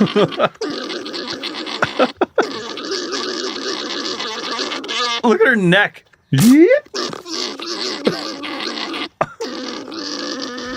That's enough, Stanley. You've had your fun. Same, brother. And I thought this was funny too. Oh, what? Shit. Switch to Chrome to stay in sync across. Oh, cowboy. The yeah, fucking the Google. This is pretty funny too. Just look at this. Just a picture of this alpaca chewing food, and he's just looking. That's all he does. I get it. Sometimes you just gotta yell, you know what I mean? Sometimes you just lose it. His face. Not a bomb. Look at his face. Tonight. Always love you. Anyway. I'm so sorry. So the first time I watched that, I was just giggling like a, you know, like a alpaca having sex. I'll pack this in the Yeah, well, he was having trouble. He was having trouble. Anyway. All right, we're going to jump into some confessions. You ready to roll? I am. All right, let's fucking do it. Confessions. Oh, sorry. Confessions. Hi. Would you like to do the first one, Father? Yeah. Just call me Daddy. All right, I thought about it. All right. Oop, let me scoot back here. You still checking out llama sex or alpaca sex? All right, I'm gonna pack this in. Kicking off confessions with here we go. You ready? Yeah, I'm ready. You ready, Zach? I think so. Awesome. I just realized our two figurines were just laying down. Oh, Oh, shit. And my hair fell off, which is kind of, that's where it's going. So ha! I guess I can leave it. All right. I was listening to last night's last confessions about enthusiastic hand jobs. For some reason, it dredged up this memory that I have shoved away for a good reason. So I had to share with everyone. It's not super long, but I personally think it's pretty good. Nice. I was dating this guy when I was younger. One of those, ooh, why the fuck did I do that? That was an all caps type of relationships. That was an all caps. Fuck! There it is. Did I do that? Relationships, but I digress. Anywho, we had just gotten done eating a big meal and drinking a little bit and started to watch a movie. Well, you know how that goes. Little eyeball emojis. And one thing led to another, and we started getting a little frisky, as you do. Being younger, I had an appreciation for giving good head. Oh, still do, but it takes a little more effort. Good for you. If you know, you know. So Brian doesn't know. We'll talk about that. Just the tip. That's all it is, right? That was one of my favorite. I don't even know if that was regular episode or bonus. Someone else mentioned that, and I'm like, I don't remember saying that, but maybe. Yeah, you just explained. I was like, dude, you're the fucking in and out of getting head. Like, just go. Wasting my time. I want more than just hamburger or hamburger with cheese. A little pickle and no, not with you. Just lips over the top. Sometimes that's all it takes. Sometimes you're just excited it's in somewhere. I'm just happy to be here. Yeah. All right. So I was going to town on him. Everything was going great until he started moving too. What's that? And he went a little too. Oh, he started moving. It went a little too deep and went down the throat. And I threw up all down his dick. It was mortifying. I was so embarrassed, I almost cried. But the kicker, he didn't realize anything had happened. Weird, right? So what do? I kept going. Nice. I just slurped everything up to keep. Slurped everything up to keep from being the most embarrassed I've ever been. I feel like gagging. I still don't know how he didn't smell it. And to this day, he still doesn't know this happened. It was simultaneously the most shameful and disgusting moment of my life, but you gotta do what you gotta do, right? Yeah. It's my confession. It's only been shared between me, my husband, and God, and now you guys. Nice. Give Zach a good Zach! There it is. For me. I've been trying to get you yelled at for. Yeah, but it's not my thing. It's your thing. It was right now. Scared the piss out of me. Way to go. Love you and keep up the good work. That's. Well, I think it's fitting for episode 100 to talk about the situation that we've covered in the past in another confessions. Okay. Throwing up all over a penis, an erect penis, and then licking it up just to not have to worry about it. You know where I'm going, don't you? Do you remember this story? Or the confession we got where the girl was on the juice cleanse and shit all over his dick. And then went down and gave him head and licked all the shit up.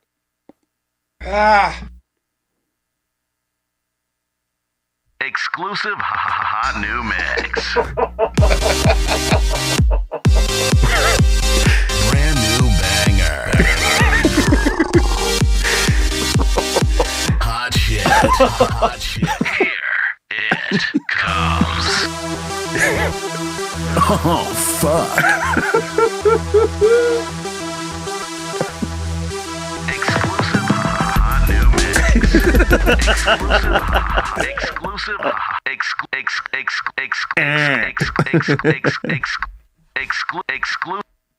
Okay, so I mean, there's times where the smell of like a I thought we were moving past it. Oh, kind of. So like the smell of a rank pee is worse than poop, Yeah. right? Yeah. But I mean, puke there are some triggers involved with that smell. Like instantly, I don't know what happened. It wasn't always, but like the older I've gotten, there's like the smell of puke that really does fuck me up. Like when your kid pukes or something. It really does. And it wasn't always that way. Where I gag and I'm helping. I'm like, don't worry. Like you're trying to, they're sick and they're apologizing. You're like, it's fine. Like your body's just trying to get all the thing. I mean, it's not a big deal. Like I'm fine. I'm going to help you. And we're going to take care of this. But right now we have to leave the room. Like, so there is a power with puke. But what sucking a ween covered in your own juice shit, or sucking a dick and lapping up your puke. And I mean, dude, I'm gonna vomit if we don't move past this. I'm not. Would you I'm not rather? joking. Okay, I just figured that we would draw a conclusion between the two. That is crazy. I can taste it in my mouth. Good for you. Oh my god, the texture.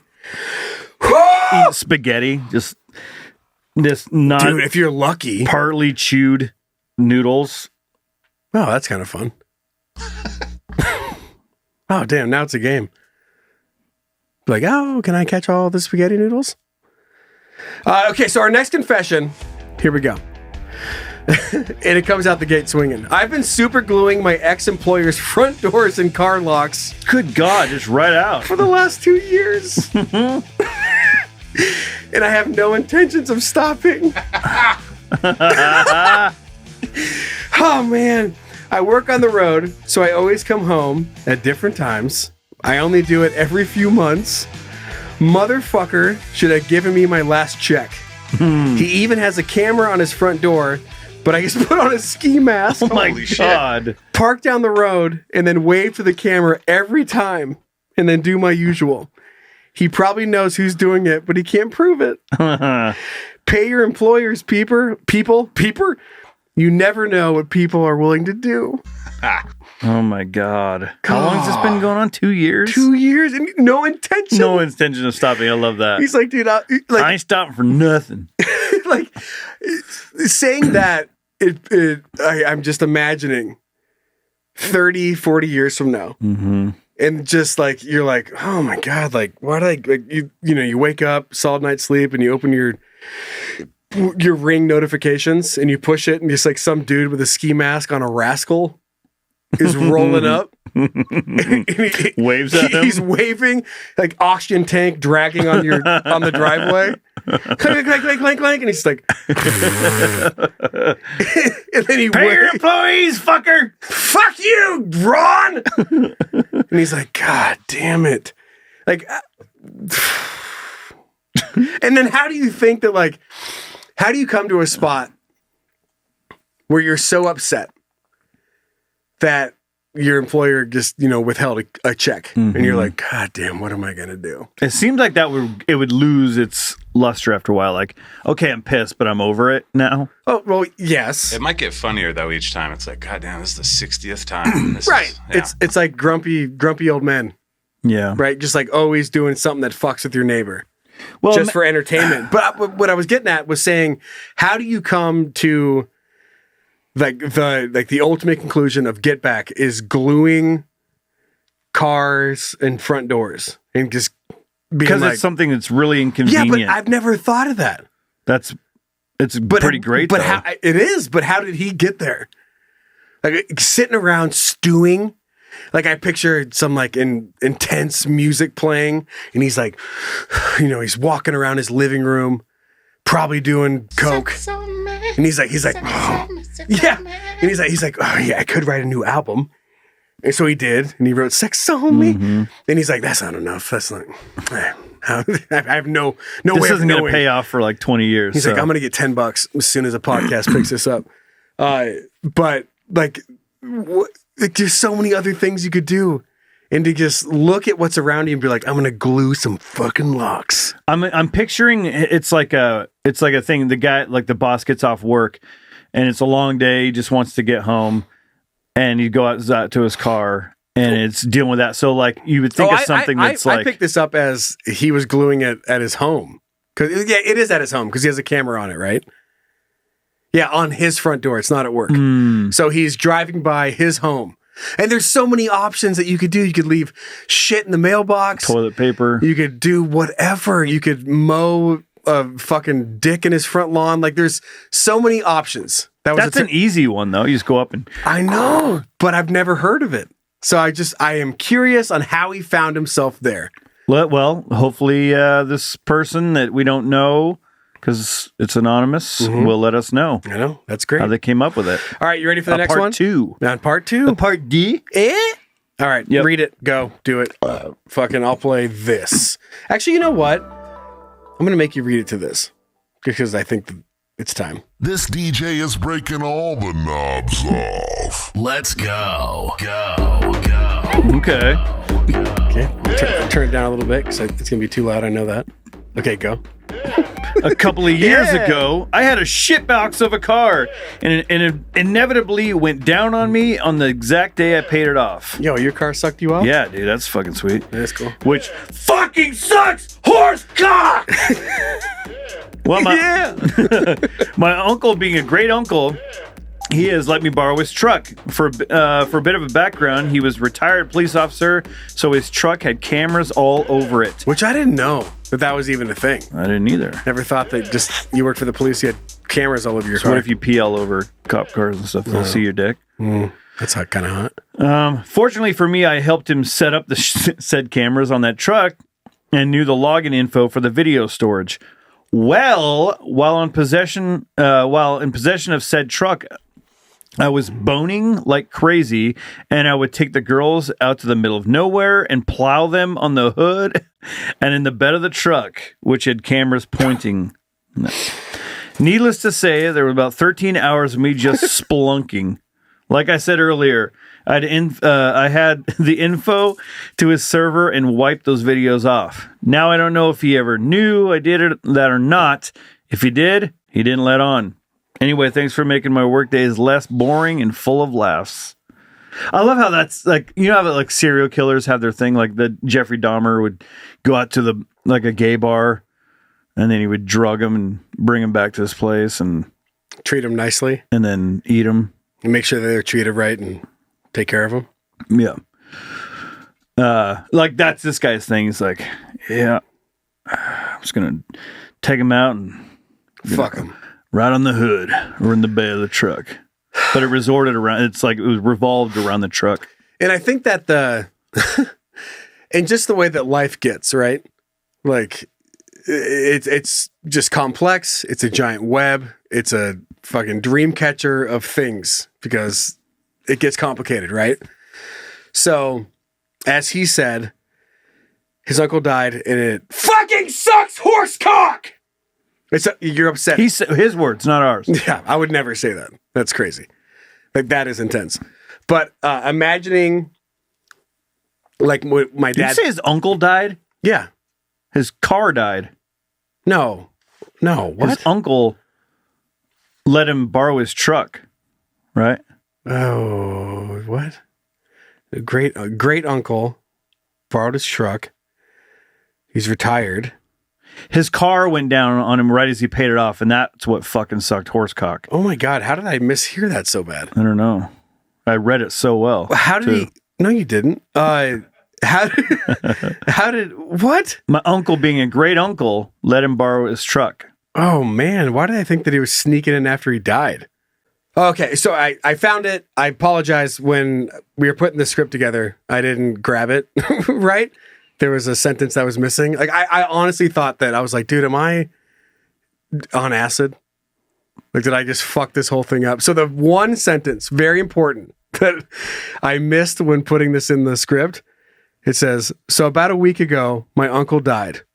And with him gone, I can finally let out this confession. Okay. Just so you were reading this, and I was like, "Yeah, fuck, blah blah blah blah," and you're like, "I didn't say that. I didn't say any He's of like, that. "No, he said his car died," and I'm like, "Oh shit," because I was emailing with him, being like, "Oh fuck, that's crazy."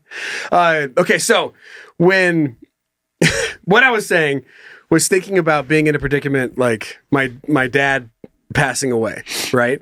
And with the web of life and how it goes, is looking at that situation and being like, oh my God, that sucks. But I can finally delete all that footage of me fucking people in his truck. Because you have, like, that's just the way humans work. It's like, if there's one good thing that came out of this, is now I can easily get that truck back and get rid of all the footage. And pop in there and get rid of it. Why would you want to, though? Look, you get to go down memory lane of all the chicks you were plowing. Right. And he was saying, he's like, well, I don't know if my uncle ever saw it. And if he did, he never let on. If your uncle did see it and just kept it. Yeah. And he's like, I'm not getting rid of this. Just, yeah. He goes, God damn, it's inspiration. He's like, that's fucking sweet. So he was trying to do that too. Oh, man. That's even worse. He's like, this is like a magic truck or something. So I'm glad that you found it. You got to get rid of it. And the world moves on. And let's just not think about the fact that your uncle might have been jerking off to you fucking people on his truck. I think that's the important lesson here. I'm also sorry for the confusion. I'm sure he absolutely was doing that. He was just trying to... I'm sure your uncle was a great guy, but if he found that footage, that's exactly what he's doing. Just so you know. Okay, this is a little longer one, but here, on to our next confession. Okay, so for the record, I only have told this story to one other person. Exciting. And it was Zach. Nice. JK. We know he won't say anything. Slits his throat. It is impaired. He's like, but you have to go kill him right now. It is imperative that this stays anonymous. So let me take you back to 2016. I just started dating the guy that is now my husband. I was living quite a wild lifestyle. Lots of booze, cocaine, and wild sex. Ooh, yeah. My husband was on the very straight and narrow. He even made me wait until we got married to have sex. Whoa, that's a big difference. Yeah. He wasn't always, but he was far removed from that lifestyle when we met. He is quite a bit older, and I was in my mid-20s. Now, for some clarity. I was a super good girl most of my life. I got in a toxic relationship right out of high school that I was in for 8 years. So when I finally broke away from that situation, I went completely wild. Girls gone wild. Yeah. Here's where the secret starts. My husband worked overnights, and I worked first shift. Shaft, more like it. Fuck it. It was the last work day before our Christmas holiday, and some friends wanted to go out. He gave his blessing, and off I went with my best girlfriend. She asked him, he's like, you may go. Does like a little Hail Mary and like a Jesus take the wheel. Like a priest thing. It was my best girlfriend, her old man, and my guy friend. We went to the bar, and we were having an absolute blast. Shot after shot after shot. Then my guy friend says, hey, I got you a present in my car. Dick in a box. It's a camera. It's a camera. Mini cameras. Look at all this footage of us fucking on the truck.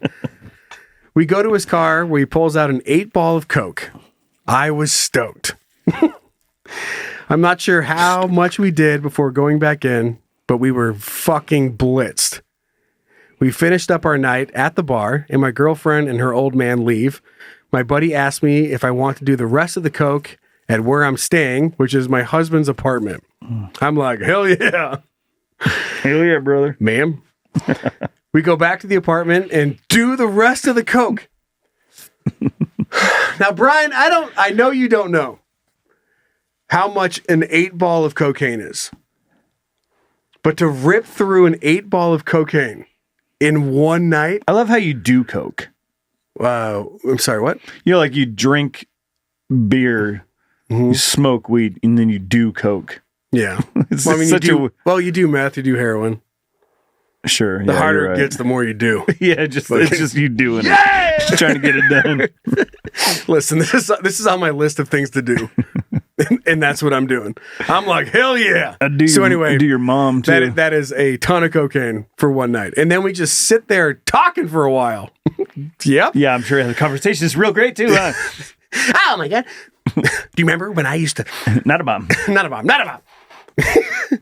Then out of nowhere, he kisses me. Ooh. While we did not fully have sex, there were definitely some private parts in some mouths. Whoopsies. Oopsies. Classic 8-ball. Oh, yeah. He leaves. The next day, I'm supposed to be packing to fly to another state to see my mom. The only problem is my wallet with my ID, all my cash, and my paycheck is nowhere to be found. I looked everywhere. Called the bar, checked my friend's car, nowhere. This damn wallet just vanished into thin air. I had to get my job to issue me another check and get a temporary paper ID. I don't know if you've ever had to fly with a temporary ID. No, just the switchblade. But let me tell you, it's an absolute nightmare. Dude, I get it. They won't let me take that fucking switchblade anywhere. I make my flight, have a great holiday, and just chuck it up to a dumb, drunk, high bitch dropping her wallet downtown. Fast forward about a year and a half later, my husband and I are newlyweds getting ready to move out of the apartment into our first house together. He's still working overnight, so I'm trying to get as much stuff packed and ready to go so he doesn't have to do as much. I'm packing up the closet. Because I still feel guilty. Because I'm still high from sharing an 8-ball in one night 3 years ago. I'm packing up the closet, and under a bunch of random shit, I see a duffel bag that I've never seen in my life. I checked the pockets, and what do you think I found? My fucking wallet. Oh, my God. I still have no idea how it got there. I do. And that's sharing an 8-ball of cocaine while you're sitting in a car. That's how it ended up there. I immediately shredded all the contents except the cash. That's cool, though. Like, it's like finding $20 in your ski jacket. Were they all rolled up? 20s? She's like, where's all my cash? Oh, there it is. And she just pulls out like a straw of 20s. He's like, oh my God, how did this happen? I threw the wallet in the dumpster. She does a little bit of the coke that's left in there. She's like, oh, damn, what am I doing? This is crazy, man. I'm feeling way better now. I've only ever told one other person the story, and that was only a few months ago. Also, don't feel bad for my straight and narrow husband. 6 months into our marriage, he lost his job and went on a 6-month meth bender where I didn't know where he was for weeks at a time.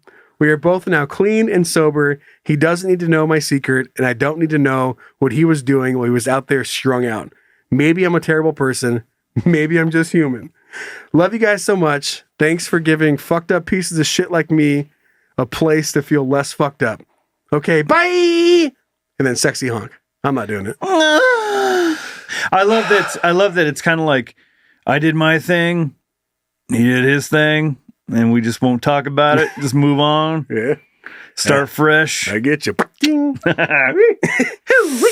That's a wild one. Sometimes you drive tractor, sometimes tractor drives That's you. right. Sometimes it drives you, brother. And when meth is involved, you just never know what a tractor is. Bigfoot driving a tractor. Fucking Bigfoot driving tractor. You know how it is. No, but that's wild. Yeah. Gosh dang, I'm glad you guys figured it out. I'm glad you guys figured it out. I'm glad you guys are still together. Yeah, made it happen. All right, last confession. Although you probably wouldn't be. Maybe it would be if he, I don't know. It depends on what he did on his, forgiving. On his meth bender. All right. Hi, fellas. This is a long overdue, but it's high time I put the truth out there. Yeah, boy, I got to say high time. Hey! I'm a duck fucker. Something you wouldn't see on a fucking dating profile. God, I had to get that. It feels so good to get that out there. 5'10". It feels so good to get eyes. this duck off my chest, off my dick. It feels, such a weight lifted off my dick. The stats, he's just like 5'10", blue eyes. Fucks ducks. Yeah, whatever. 5'10", blue eyes, democratic, adventurous, duck fucker. He's like, listen, I'm not gonna lie. Gloss right over it. Duck fucker. I wish I wasn't extraordinaire. What's something you want people to know about you? I wish I never fucked a duck. I feel like you're paying way too much attention to the duck fucking. Just let me explain. Let's go to a pond. First date. Ideal first date. Pond. You telling me you wouldn't fuck that duck? You're gonna stare with a straight face, look me in the eyes. Have you walked in my shoes? Here, put these on. Go down to the pond. Tell me you wouldn't fuck that duck. Tell me you wouldn't do that. You must not be as lonely as you said you were. If you come back to me, you say you can do that, I'll be on my way. Right, you get it. Here. Ding. All right. Not currently, and not in a long time, and not with a real duck. Nice. Maybe I should just explain. There we go. So when I was a teenager, best guess would be 14. I found this porcelain goose slash duck. For the sake of the gaggle, I'll just say it was a goose. Appreciate it. It was good for the goose, bro. Mm-hmm. Shell ornament that had a fairly sizable hole in the middle of the base. The piece of the figure itself was a goose with its head low to the ground. And its rear up in the air. We all know that. Like, you know, yes, they have to make it somehow. And there's always a little hole in the bottom. Sometimes there's a cork. That cork comes out. My mom, we didn't, it wasn't the porcelain ones, but we had some like stuffy ones. They're like the stuff that people used to decorate their houses with back in the 80s and shit. Mm-hmm. It was like a goose with a couple of goose kids, and they was just by the fireplace. It was on the ground. Mm-hmm. Just like she was in a store. Just begging to get fucked. She was in a store and she's like, I need something to put by the fireplace. What I need is a bunch of gooses. Yeah. Just line them up. Just gaggle of geese. Just hope my kids don't fuck them. I probably did. Classic 80s. You know, it was the 80s. Yeah, come on. We were fucking everything. Summer of Love. Like, no, you missed it. Right. That was 20 years prior. Well, there's a movement that kept it going. I like to bring it's vintage. All right. And me being a horny, sheltered teen thought, I bet it'll fit. Dude. It did. I get it. And so I did what comes naturally. And when the deed was done, I snuck into the bathroom and cleaned it out as best I could and returned it to the shelf in my room. As time went by, let me try that again. Damn it. As time went by, my guilt about not having talked to or even reached out to my beloved honk bottom. And so I decided it's high time I'd come to return to the goose to the free donation area I had originally gotten it from. I feel like that sentence didn't make any sense. I don't know. Did I read it wrong? Or? Yes. It makes me want to avoid Goodwill like fucking right. crazy. Jesus. God. Dude, I'm looking at Goodwill as a sex store now. Yeah. Can I fuck it? For $2.99? I bet it'll fit. It's like a YouTube video. Will it fuck? Or will it fit? Yeah. Sink or float. Can I fuck it? He's walking to Goodwill, and before, like, you're just watching this video, like, what the fuck's happening? And you're just coming on a rusty 9-iron. Yep. You can fuck it. Yeah. I was like, can I fuck it? He goes in there and like, nope. He just comes on like an old, like, fucking microwave, goes, yeah, you can. And you're like, what? You blink, and then all of a sudden, outro music. It's just like, thanks for watching. Can you make sure you slap that, smash that like button. Smash that like button. Come on that like button. And ring that bell. New videos every Sunday, which is when Goodwill has deals. Yeah. We're heading to Value Village next week, see what we can come up with. Right. We're going to head into the porcelain palace. Going to the ski suit section. That's where I got my ski suit. I think I can fuck a pocket. I'll see you next Sunday. Oh, God. All right. This has been the timid part of my tale. Okay. The next 5 or 6 years, I was revisited by this goose in a sort of humorous re-gift, the silly goose style prank at Christmas, when not I, but 3 of my 4 siblings and eventually a family friend received her as a present. What? Is it the same goose? It's a white elephant thing, but you fucked it. The embarrassment I would have experienced was never an issue, as I never told anyone that rather than my brother and my most amazing, darling, dearest Mandy. Yes, Brian, with a Y. Good. That, Mandy, you remember, the drip. Yeah, I'm that guy. I love the show, and I look forward to the new episode every week. Brian never stopped being rich. Joe never stopped being a bitch. Nice. Ooh. Damn. And Zach, sweet Zach. It's like I made you in a computer. Made you in a computer. Yeah. I made you a computer. I'll take it. Made you in a computer. Yeah. That's what I said. Rock on. Or more like paper on. Party hard. And be responsible enough to look at the big picture and swallow your ego when you need to. I love the idea. Thanks for a life lesson, duck fucker. Good advice, duck fucker. Just be yourself. Yeah. Okay. It means a lot, duck fucker. It means a lot coming from a porcelain duck fucker. At least I never fucked a porcelain duck. But like the idea of like a white elephant gift exchange where you're like, here you go. And you hand it over and you're like, sorry, I fucked it. Yeah.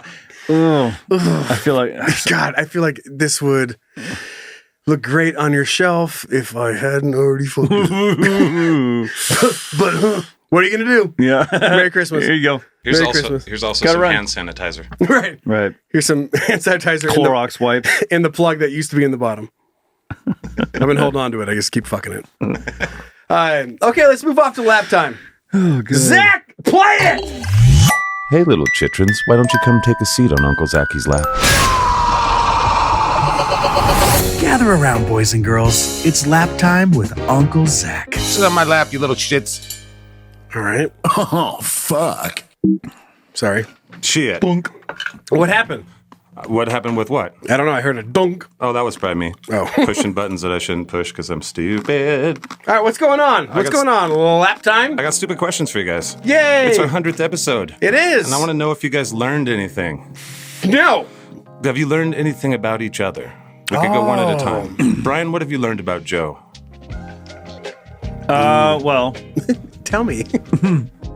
Is it about sizable things? Yeah, I learned Joe has a really big penis.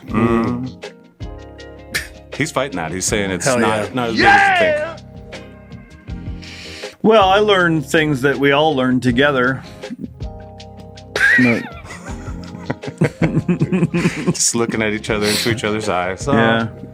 All right. Yeah. Yeah. That's cool. Joe, did you learn anything about These are riveting questions. What's funny is when we first started this thing, Joe and I we sort of knew each other. We knew each other were funny, but I didn't realize how much we were alike and how goofy we both were, and how good our friendship could be. Yeah. You guys have become pretty good friends. It's been fun to watch. Yeah. Yeah, I like it. I wasn't sure what to expect because we didn't really know each other. Yeah. So getting this thing fired up. We started off on the wrong foot a little bit too, but worked out good. Yeah, I mean, it's good. Joe's a very giving, sweet guy. He really is. Like, he's a nice guy. Yeah. That's what I think when I think of him. God, too. I'm so hard. After his cock. That sucks. And you're very... Joe might be the most easygoing guy I've ever met. Or, like, go with the flow guy.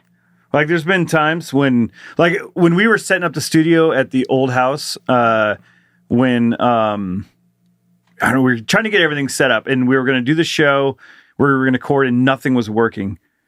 And if it was me trying to figure out what it was, I would have been, like, putting holes in walls, and I would have been screaming and yelling because of something not working, and Joe is just calm. And I remember thinking, like, how is he so calm? How is he doing that? And you just start punching holes in walls? Dude, I was like, if I would Why is he? like, how is he this fucking calm all the time? Yeah, he's the voice of reason a lot of times. Yeah. Which is crazy. Crazy. Well, Joe, have you learned anything about Brian? No. So what's the next question? No, I've known it, but to watch it and know how important, just Brian's kids are and his family is to him, no matter what we're doing, if there's something that's going on with his family, like he's not pushing it. He doesn't it's immediately brought up because his family is first and is most important. Like it's not about like, he's not shaping what's going on in his family life around what we're doing. It's like, he's like, I can't fucking do it. And like, that's respect because he's coaching his kids and he cares about it and he's involved and he knows that that stuff is way more important than recording a podcast about dicks and, the outfit that I'm wearing. And you're sick of it. No, and I love it. Like, I get it. Like, I'm the same way, but I also have faults in that way where, like, there's still like this side where it's like, no, well, I'm not doing this. Like, this is it. Like, this is my thing. This is my schedule. And like, Brian is just amazing at making sure that his family is first over everything else. You should send this and to his that's wife. really important. Yeah. No, I'm not. Okay. Yeah. If it helped him get laid more, I would, but I don't think it would. Well, my next question is about kind of picturing things like if the podcast was an album and we were a band. Of all the things that we focused on or that stuck, what would be like the hit single, the flagship song or the flagship? Oh thing? Man, Leather Gloves, Air Balloon. Oh, like a topic for a song, or songs that we've played. What was our biggest hit as far as? I see what you're saying. Yeah, does that make sense? I think the thing that comes to mind immediately, like for me personally, is I get so many comments of people just like tagging me in something about somebody that shit their pants, or like there's like someone just tagged me in a thing like there was some chairs at an event somewhere and there was like little streaks and it's just like, Brian, you left your chairs behind. Like it's just like shitting my pants is what I think people relate to with me the most. That's your hit. It's like for at least for me, that's what it is. Oh man. Well, now I got to play something because people have been sending this in. I think it's by the same guy that did, oh man, the rubbing and tugging my nips. What was it? What was that guy called? Oh fuck. Oh, we just looked him up the other day. It was obscure hits or vinyl. Something. Yeah, something vinyl. Oh man, I wish I could find it like off the cup. I think it is obscure vinyl. I'll try and find it. Yeah, or if you want to, but if you type in "shit my pants," that's so funny because that's a whole thing. My balls, my butthole again. It's a whole genre. That was the one we listened to. Don't shit. First date. No, one about shitting your pants or whatever. I think I just shit my pants. Yeah, give that one a ride. I got another question for you. I didn't answer. Shit. Killed all the folk. Turn it up. No, this isn't it. That's Bobo Bojangles. It's just a sick song. All right. Well, how did I shit in your pants? Well, yeah, maybe that's it. Now it's time to take a shit on the company dime. Oops. Fuck. Sorry. God damn it, guys. You guys are killing it. Sorry. Is this it? No. All right. Well. God, I wish I could find it. Sorry, we were trying to figure that out on the fly. Zach's vibe here. Sorry, we're good. Here it is. All right, we're good. Ready? I found it.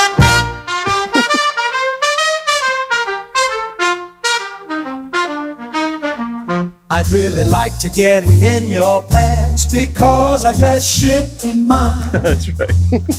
I just can't stop ruining all of these pants. I'm just shitting and shitting and shitting and I ain't ever quitting. Trying to get in your pants because I keep fucking shitting in mine. I'd really like to get in your pants because I keep fucking shitting in mine.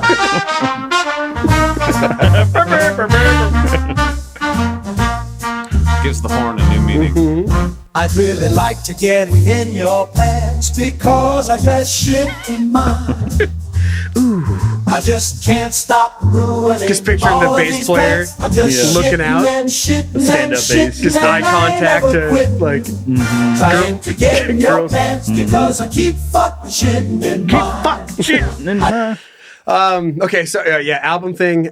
My brain goes to songs. So like I think of Parked Out by the Lake and Sex on Me, all the AI tracks that we played, and like so piecing together like an album. My brain starts with those existing. But goddamn, there's so many that you could write a song about. It's weird that you went from a radio DJ to whatever the fuck this kind of radio DJ would be. It's all downhill from here, Zach. I think so. It would be kind of funny. And it's hard to go downhill from Nickelback. Like the greatest hits, kind of like a Now CD, but it's all the songs that we've played on the show would be kind of funny. Or like maybe a Spotify list or something, and it's all like kind of like the soundtrack of the show. Yeah. Right. Okay, next question. What was the most repeated or most popular thing that was sent in?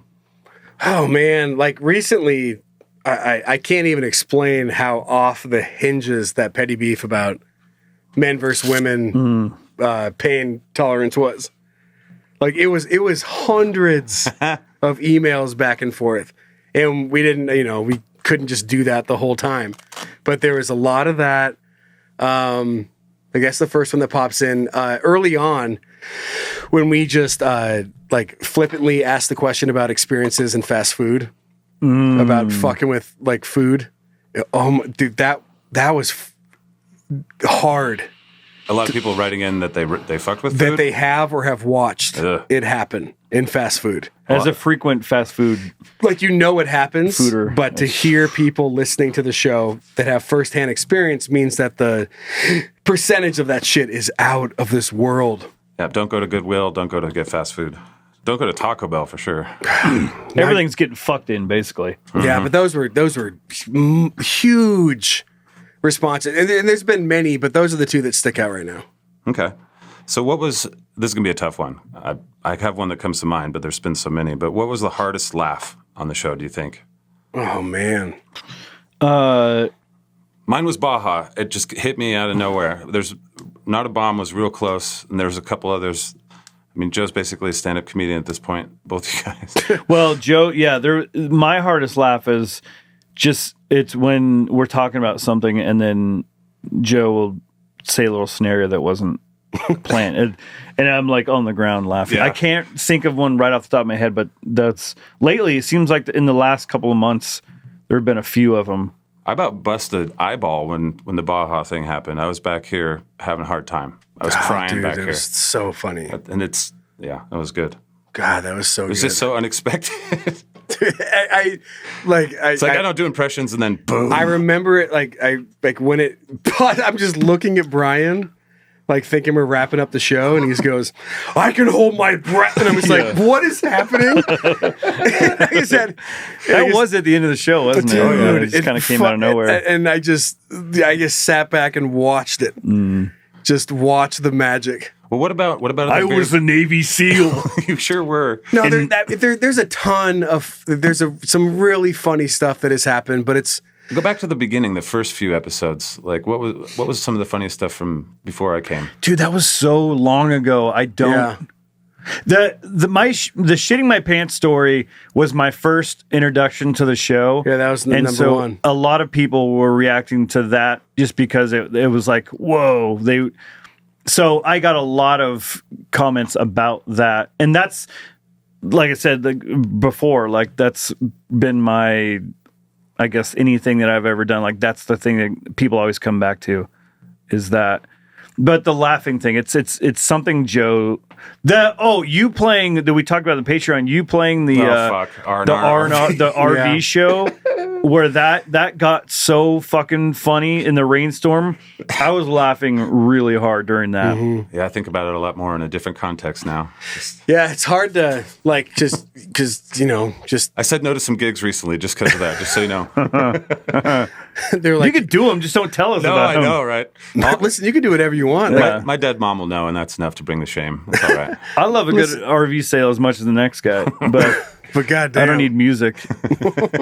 But listen, I mean, you're double fisting your ass. Like that's cool. Just don't tell us, or else you're going to pay for it. Right. And that's just that's a lesson. That's life, baby. Mm-hmm. The funny stuff, recent stuff is really like recall that, like you guys said, but it goes back further, and it really does get funnier and funnier. But there's just no way for me in how my brain works. I don't remember it. Yeah. Like you laugh and you have about a month or so that you grab onto it, and then it goes away. And it's just because you're talking and saying all this other shit that I don't know. I don't have the capacity to hold on to that stuff. Right. Same. But there was times that we were literally fucking like dying, laughing.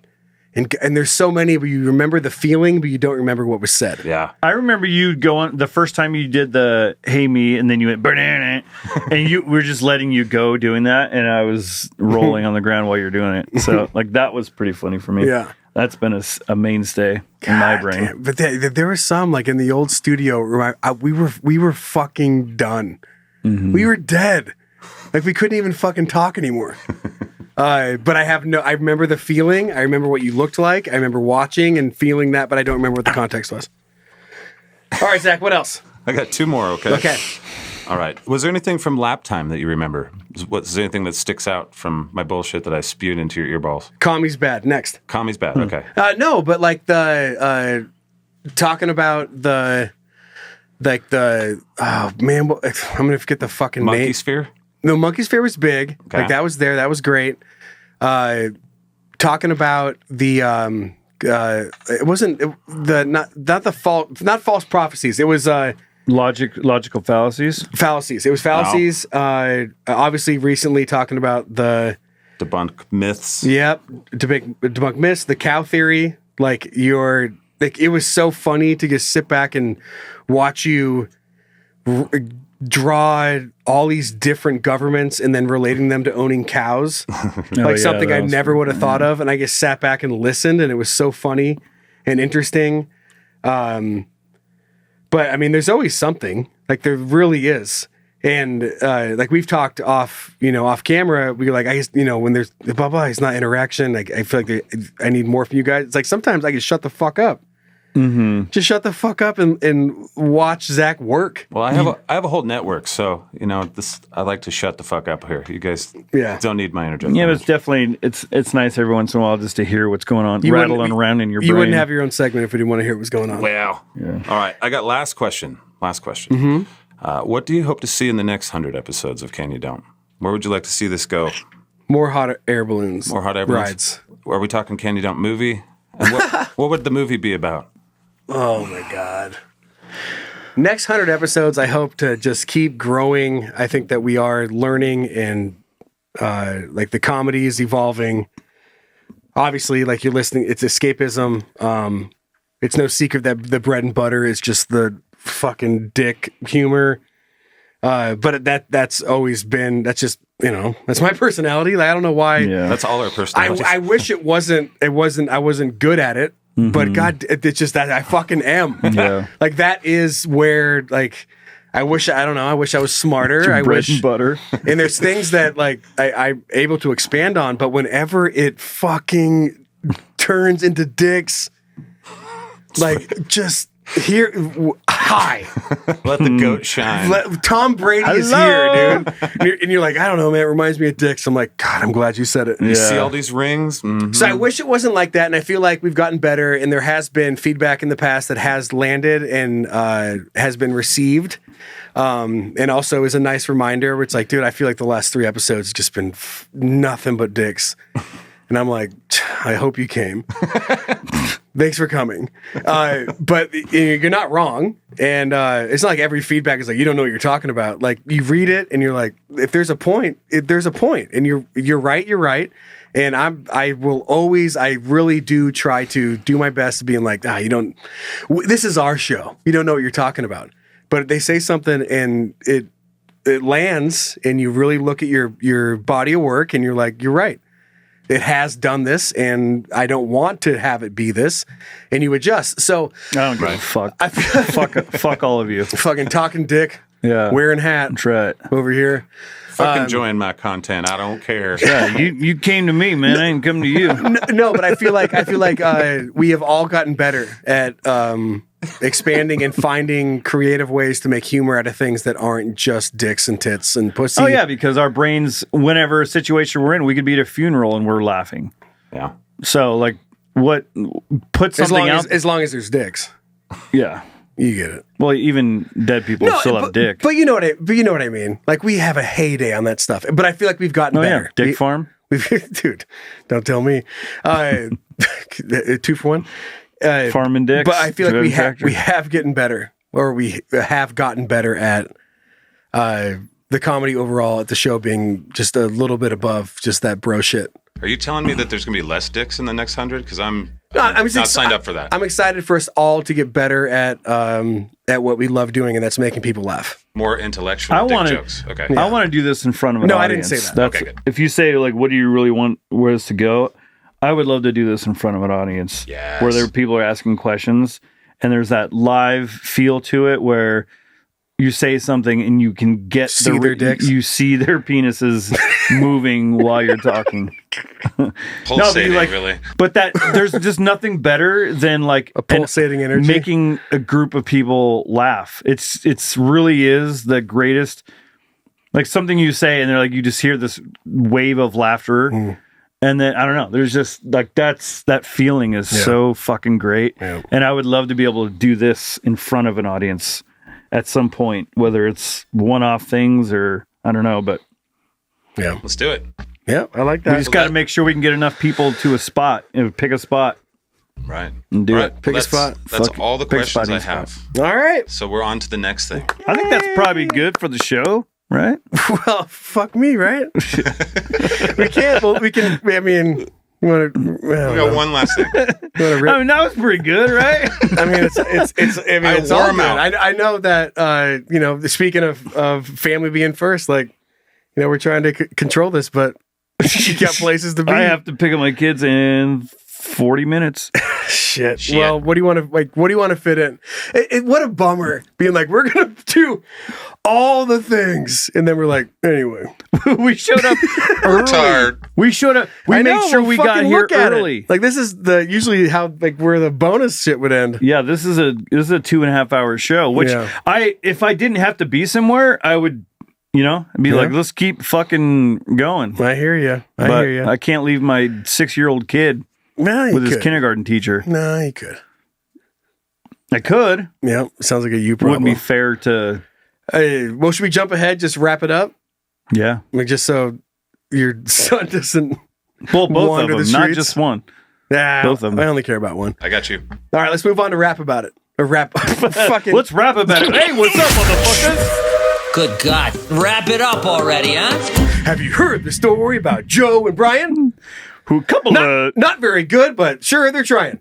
A couple of cowboys? Something. You have to finish it. I had nothing. I was hoping you had something. That are sure trying. Couple of broke-back boys just living high on a mountain. Trying and buying. Dildos.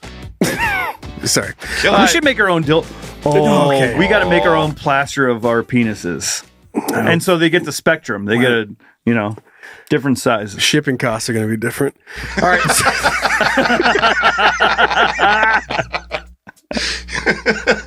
Wait, yours has to be flaccid? Yours is flaccid and mine's hard.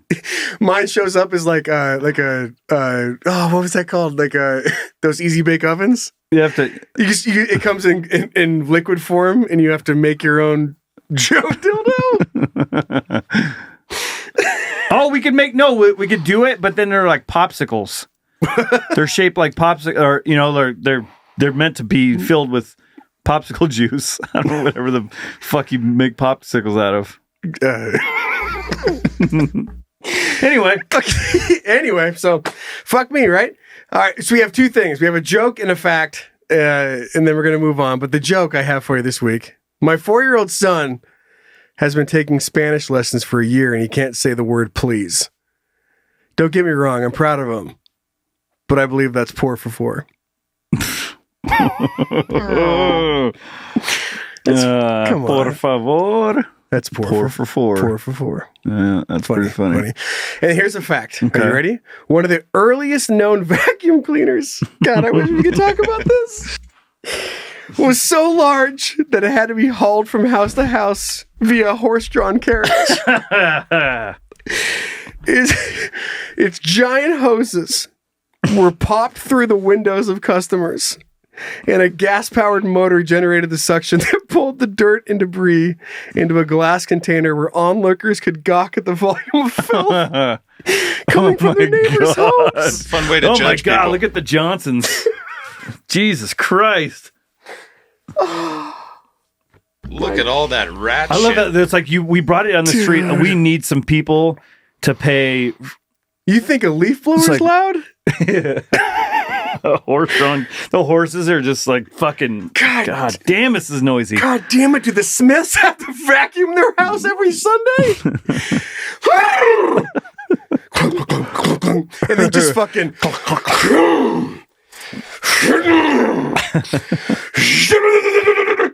It just fucking this hose. Ma'am, I'm here. I know. 1 second. I heard you coming. I heard you coming from down the street. 2 miles away. I heard you over at the Andersons. Yeah, I know. And the hose just fucking. It's just like sucking up pictures.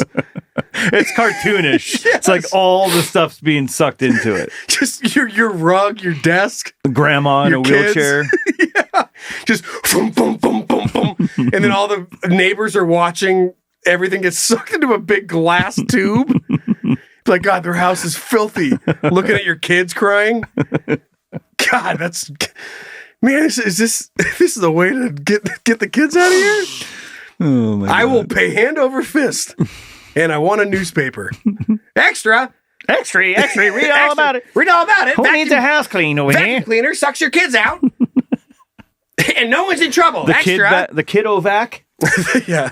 Kid be gone? Kid be gone. Okay. Love you guys. I hope you guys enjoyed 100th episode. We had a lot of fun. We're going to move off to the bonus shit. And if you want to hear it, go subscribe on Patreon. Sound good? Yeah. And thanks to the babysitters and all that. Of course. And Zach, all the stuff. The Zach's. Who? The Scatcast. Oh, Scatcast.com. Scat Universe. That's right. Scat Rose Coffee, baby. Get some coffee on Get them cards, and that coffee. I feel like 100. You're like, what are you expecting? What do you want in the next 100 episodes? When that comes, like, you're going to be selling cars. You're going to have like a fucking home decor company. Why not? A home vacuum company. Really loud. Which just sucks all the cards from Scatcast out of your house. Recycles them and makes new cards. All right, off to the bonus shit. You guys ready? We Fuck love yeah, you. brother. All right, bye.